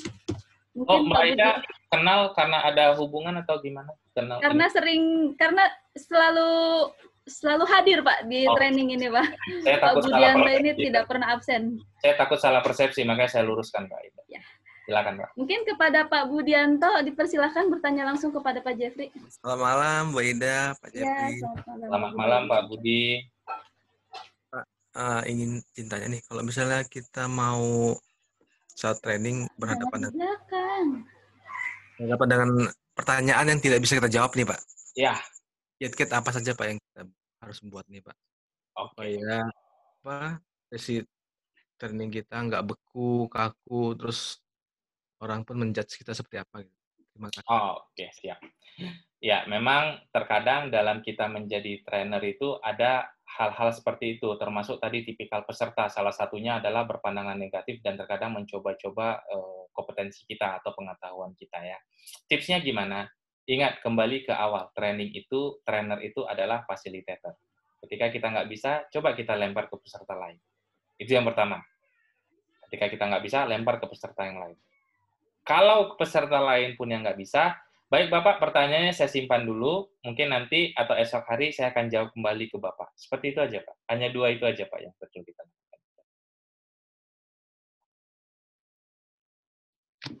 Ya, seperti itu Mbak Aida dan Pak Budi, jawaban dari saya. Oke, baik, terima kasih Pak Budi atas pertanyaannya dan Pak Jeffrey, terima kasih atas jawabannya. Nah, ini dari brother-nya Pak Jeffrey nih Pak, ingin bertanya. Dari Pak Lintong Siburian. Ya. Oh, siap. Lintong Siburian, Horas. Ada senior HSE sekarang menjawab lead HSE di luar. Beliau bercerita bahwa dia tidak pernah mengikuti sertifikasi yang ada di Indonesia, tapi beliau bisa menjadi seorang lead HSE. Mohon pencerahannya, brother. Beliau tidak pernah mengikuti sertifikasi HSE yang ada di Indonesia, tapi pernah menjadi lead HSE. Ya, pada dasarnya driver pun bisa saja tidak memiliki SIM untuk mengendarai sebuah mobil ketika dia mampu mengendarainya. Tapi kita kembalilah ke pepatah. Kita ini kan negara hukum, di mana bumi dipijak, disitulah langitnya kita junjung. Kalau memang dipersyaratkan untuk memiliki, sebaiknya memilikilah. Karena apa? Karena itu adalah bukti sah dan legal kita, pengakuan kita terhadap negara ini, bahwa kita legal dan sah. Jadi, sebenarnya itu hanya kembali ke personalnya sih, Bang Lintong. Ya. Jadi, beliau bisa seperti itu mungkin saat ini rezekinya. Tapi ibaratkan seorang driver yang tidak membawa mobil, itu suatu saat pasti akan ketangkap juga oleh polisi dan dinyatakan bersalah. Sepandai-pandai pun tupai melompat, pasti akan jatuh juga. Mungkin seperti itu, Bang Lintong. Saran dari saya, jangan ditiru yang tidak baik, kita tetap pada rules karena kita negara hukum, dan kita berpijak di negeri Indonesia tercinta. Seperti itu, Bang Lintong. Intinya harus sesuai dengan peraturan dan perundang-undangan ya Pak Jeffrey ya. Baik, apakah materinya masih banyak ya Pak ya? Kita lanjut dulu ya. Oke, ya, baik. Silakan dilanjut dulu, masih ada waktu 15 menit. Berikutnya saya akan sharing sedikit tentang, ini sepanjang pengalaman saya nih. Jadi kalau teman-teman menjadi trainer itu sebenarnya nikmat ya. Alhamdulillah saya pernah di posisi junior trainer. Jadi kalau jadi trainer itu Pak, Bu, apalagi trainer terbang ya, tiket yang belikan itu provider training. Transportasi, provider training. Hotel, provider training. Jadi gimana Pak? Fee-nya bersih. Nah, dulu saat saya menjadi seorang trainer, waktu saya baru-baru menjadi trainer, itu saya mendapatkan fee range-nya ada yang kadang masih 500.000, ada yang sampai kadang 1.500.000 per day. Ingat ya, per day. Trainer itu nggak pernah per minggu atau per bulan. Per day. Atau per 8 jam pelajaran. Nah, kemudian pada saat saya jadi professional trainer atau trainer, saya digaji itu per day-nya itu bersih ya. Bersih. Itu 1.500.000 sampai 2,5 juta. Kadang yang undang saya PJK 3, yang undang saya kadang di Snaker, TUK, LSP, perusahaan, dan lain-lain. Untuk seorang senior trainer, itu bisa dapat gaji per day, itu 2.500.000 sampai 4 juta per day-nya. Ini bersih loh. Ya, ini bersih. Transportasi, akomodasi, hotel, biaya perjalanan, perlengkapan, semuanya itu ditanggung oleh provider trainer. Ya, ini sedikit pengalaman saya mendapatkan fee dari beberapa, dan semuanya itu sudah saya alami hingga sampai fee tertinggi. Bahkan Jeep pun pernah membayar senior trainer itu dengan angka 1. Ya, nah jadi kalau dibilang saya jadi HSE manager itu gaji saya 15 juta. Kalau saya jadi trainer 2,5 juta, berarti saya hanya ngajar 6 hari ya. 6 hari itu sebenarnya kalau saya kerja sampai Senin sampai Jumat, Sabtu Minggu saya ngajar, 2 hari dalam seminggu, 4 minggu berarti 8 kali 2,5 juta. 20 juta sebulan. 20 juta tambah gaji saya jadi saya manajer 15 juta, saya dapat 35 juta ngantongin sebulan. Waduh, nikmat. Ya. Atau saya jadi posisi saya adalah senior trainer yang 4 juta per day. Saya manfaatkan waktu cuti libur saya itu ya 10 hari itu kalau dihitung-hitung kali 4 juta, 40 juta kali gaji saya jadi IC manager 15 berarti 55 juta. Luar biasa. Jadi seorang trainer biasanya waktu cuti, waktu libur dia manfaatkan untuk ngajar. Sayang bagi dia. Siapa sih yang mau kehilangan uang 2 juta per day? Mending 1 minggunya ditunda dulu liburan sama anak istri, cari duit dulu, lumayan kan, dapat beli susu anak 1 bulan, 2 bulan, seperti itu ya. Nah, ini adalah tarif seorang trainer. Pertanyaannya sekarang, teman-teman ready nggak menjadi seorang trainer? Ya. Nah, teman-teman ready nggak jadi seorang trainer? Itu fee-nya pasti loh. Kalau mau saya tunjukin, saya punya transaksinya. Fee-nya berapa saya dibayar. Masih ada ceknya, nggak usah takut. Ya, Pak Jeff, ini bayarannya sekian ya waktu ngajar di Bogor. Wah, itu asli. Oke, nah untuk teman-teman sah menjadi seorang trainer dan legal menjadi seorang trainer, kami Jeep Consulting yang di mana sertifikasi BNSP akan kami lakukan untuk di akhir tahun ini promo. Sangat-sangat promo loh. Teman-teman cari tempat lain nggak dapat harga segitu. Ya, biasanya itu kita jual 4,5 juta, untuk TOT BNSP kita hanya jual 2,500,000 rupiah. Ya, nih. Jadi nanti yang akan memandu adalah saya sendiri bagaimana mendevelop teman-teman menjadi seorang trainer. Dan tidak menutup kemungkinan, saya bilang bahwa Indonesia masih banyak kekurangan trainer. Saya bilang, dan saya pun sering menolak job trainer. Sering menolak, karena saya lebih utamakan perusahaan ketimbang membantu teman-teman. Jadi, untuk menjadi legal seorang trainer, dibutuhkan TOT sertifikasi BNSP, Jeep Consulting melaksanakannya pada tanggal 12 sampai 14, dan nanti diuji kompetensinya. Silakan hubungi kontak yang tertera jika ingin mengikuti. Kita pastikan, kita nggak sombong, nggak suzon, insya Allah atas izin Allah, belum ada trainer yang belum kompeten. Semuanya rata-rata kita bimbing dan direkomendasikan kompeten, hingga sampai level 99, ya margin error plus minus 1% lah, seperti itu ya. Jadi insya Allah kita akan bimbing dan syaratnya cukup mudah, tinggal kontak yang ada di WA atau Japri Mbak Aida, insya Allah teman-teman akan menjadi trainer yang sah dan legal. Mungkin itu saja Mbak Aida, terima kasih atas perhatiannya, salam dari Jeep Consulting. Baik, sangat luar biasa ya Bapak Ibu sekalian, materinya sangat informatif ya, apalagi tadi terakhir-terakhir terkait dengan menjadi trainer ya. Mungkin di sini Bapak Ibu sekalian ada yang tertarik, mungkin ingin meningkatkan kompetensinya sebagai trainer, bisa ya dihubungin dari admin masing-masing.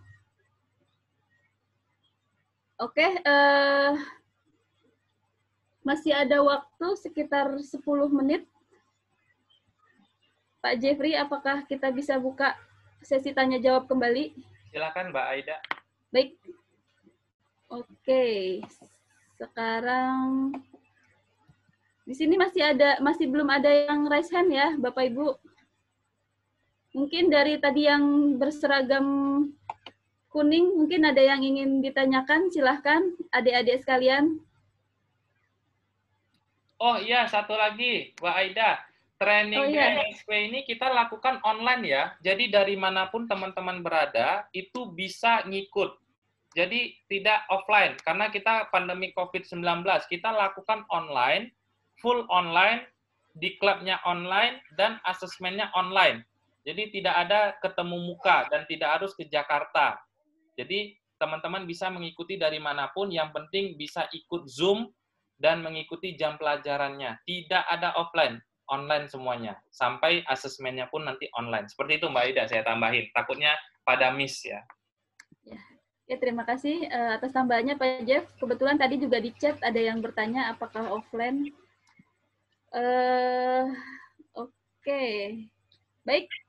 Dari adik-adik sekalian ada yang ingin bertanya dari rekan-rekan dari. Nah, nih saya berharap adik-adik saya dari Perawang ini bertanya ini. Nah, saya juga dari tadi menunggu nih. Soalnya komandannya raise hand ini. Silakan dibuka mic-nya Pak Nofrizal. Pak Nofriza, baik, akan saya buka. Oh, oke.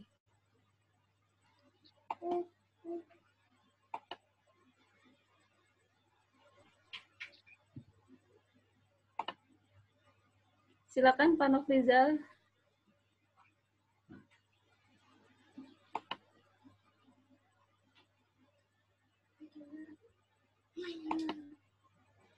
Nah, jadi walaupun online, tapi di TOT teman-teman nanti tidak ada kata-kata online. Jadi online dan offline sebenarnya sama, karena ini karena masa pandemik saja kita lakukan online, teman-teman. Jadi aturannya adalah offline. Jadi kita lakukannya itu online karena pandemik. Jadi nggak ada beda sertifikatnya sama sekali ya. Silakan, ada Nofrizal. Ya, Pak. Ya, Selamat pagi. semangat pagi, Kanda. Ini langsung Semangat pagi. dibangun nih. Assalamualaikum warahmatullahi wabarakatuh. Waalaikumsalam warahmatullahi wabarakatuh. Selamat malam Pak Jeffrey. Selamat malam, Kanda. Saya lihat wajahnya dengan kuning-kuning cerah sekali malam ini. Terima kasih Pak. Selamat. Pak Jeffrey, Ya. kita mau bertanya. Ya, Kanda. Di dalam aspek training itu ada dua bahasa, pedagogi dan andragogi. Ya, Kita pengen tahu Pak, apa itu, seperti apa pembelajaran pedagogi, seperti apa pembelajaran andragogi. Itu satu Pak. Yang kedua, di situ juga ada aspek training, psikomotorik, kognitif, dan afektif. Kalau bisa bantu Pak, dijelaskan masing-masing Pak. Terima kasih Pak. oke. Nah, ini Kanda Nofrizal ini sepertinya gini Pak. Jadi kalau kita bicara, ya yang Bapak bilang itu mungkin lebih spesifik pada dunia pendidikan ya. Karena di dalam TOT BNSP sendiri, kita fokusnya ke dalam unit kompetensi itu sendiri. Maka daripada itu, untuk menjelaskan itu lebih dalam, nanti mungkin kita akan kupas lebih dalamnya lagi di dalam training TOT itu sendiri. Karena kalau untuk menjelaskan itu mungkin waktunya nggak cukup, Anda. Kita cuma tinggal 5 menit lagi, dan insya Allah nanti adik-adik yang ikut dan teman-teman akan kita jelaskan. Tadi saya hanya penghantar praktis dan simpel untuk anak-anak itu bisa menerima itu. Tapi insya Allah kalau memang ada yang ingin mengetahui lebih lanjut, kita akan buka sesi training TOT kedua, Kanda. Ya, mohon izin sebelumnya. Seperti itu, Kanda. Oke, silakan Mbak Ida lanjut. Baik, terima kasih. Mungkin satu pertanyaan lagi ya Pak Jeff ya. Silakan. Masih ada 5 menit. Pertanyaan dari tadi Pak Dodi nih. Dari Pak Dodi LH, pertanyaan yang kedua. Untuk menjadi trainer junior sampai senior trainer itu naik levelnya bagaimana caranya ya Pak? Oke. Kompetensi itu dibuktikan dengan 2. Pertama, portofolio. Jadi teman-teman wajib melampirkan portofolionya selama telah tersertifikasi TOT level 3. Teman-teman harus mengumpulkan portofolionya, yang pertama. Yang kedua, sudah barang tentu teman-teman wajib menempuh jam pelajaran. Ada tambahan jam pelajaran untuk next levelnya. Ya, untuk next levelnya. Jadi jam pelajaran awal itu hanya 24 jam, untuk next levelnya kita tempuh di dalam 32 jam untuk level 4. Namun, level 4 jarang yang punya. Level 3 udah cukup kok untuk menjadi trainer yang sah dan berlisensi di negara ini. Seperti itu. Oke, terima kasih Pak Jeff atas jawabannya. Ini, oke. Baik, Bapak Ibu sekalian, karena waktunya sudah jam 10, menunjukkan sudah jam 10 malam ya Bapak Ibu sekalian, itu tandanya sudah untuk materi malam ini sudah berakhir ya Bapak Ibu sekalian. Jika masih ada yang ingin dipertanyakan atau ingin didalami lagi, ya silakan Bapak Ibu sekalian mendaftar untuk mengikuti training TOT bersertifikasi BNSP untuk skema level 3 ya. silahkan dihubungi admin kami di grup atau bisa japri kepada yang tadi sudah di-sharing oleh Pak Jeffrey atau bisa menghubungi saya juga, dipersilahkan. Mungkin garis besar dari training malam ini adalah bagaimana gambaran kepada teman-teman sekalian untuk menjadi seorang trainer yang profesional ya Bapak Ibu sekalian. Mungkin dengan tadi sudah dijelaskan oleh Pak Jeffrey, Bapak Ibu sekalian sudah tergambar ya, sudah jelas ya seperti apa. Nah, untuk selanjutnya silahkan mengikuti training BNSP yang akan diselenggarakan oleh PT JIP Karya Asih. Oke, selanjutnya mungkin terima kasih ya Bapak Ibu sekalian sudah mengikuti training malam ini. Semoga apa yang disampaikan oleh Pak Jeffrey bisa bermanfaat untuk kita semuanya dan menjadi ladang pahala juga amal jariah dari Pak Jeffrey untuk Pak Jeffrey Imron. Terima kasih banyak. Mohon maaf juga apabila terdapat kesalahan baik dari penyampaian atau dari media yang kita pergunakan saat ini. Mungkin tanpa banyak bicara lagi, saya tutup. Wabillahi taufiq wal hidayah. Wassalamualaikum warahmatullahi wabarakatuh. Teman-teman semua. Waalaikumsalam warahmatullahi wabarakatuh. Oke, silahkan dibuka mic dan kita sama-sama mengucapkan terima kasih kepada Pak Jeffrey Imron atas malam ini. Terima kasih Pak Jeffrey dan Jip. Sama-sama Pak. Oke, saya mau nambahkan informasi. Teman-teman, mungkin kita JIP cuma tinggal 2 sesi lagi. Maka daripada itu, untuk teman-teman yang ingin share pengetahuannya, kami akan memfasilitasi untuk teman-teman yang mau melanjutkan training ini dan share pengetahuannya. Jadi, kami akan fasilitasi untuk kita tetap bisa berbagi knowledge secara free di tengah pandemi COVID-19. Jadi, teman-teman yang memiliki skill terkait dengan trainer, silakan mendaftar ke admin kami. Pak, saya bisa bawa ini, tolong difasilitasi untuk saya bisa training free ke teman-teman, insya Allah itu akan menjadi amal jariah. Ya. Jadi, saran saya, untuk supaya ini tetap continue, JIP akan memfasilitasi, silakan materinya dari teman-teman yang menjadi trainer, kemudian dapat berbagi amal jariah kepada adik-adik atau teman-teman. Silakan ya, kami ya hitung-hitung bisa menjadi trainer di online sesi dulu untuk sebelum nanti terjun ke lapangan. Seperti itu ya. Jadi silakan dijapri admin teman-teman yang memiliki expertise dan pengetahuan yang lebih untuk bisa di-sharing supaya cara ini bisa berkelanjutan satu sama lain. Terima kasih. Terima kasih Pak Jeffrey. Selamat malam. Pak Jeffrey, malam. Selamat malam.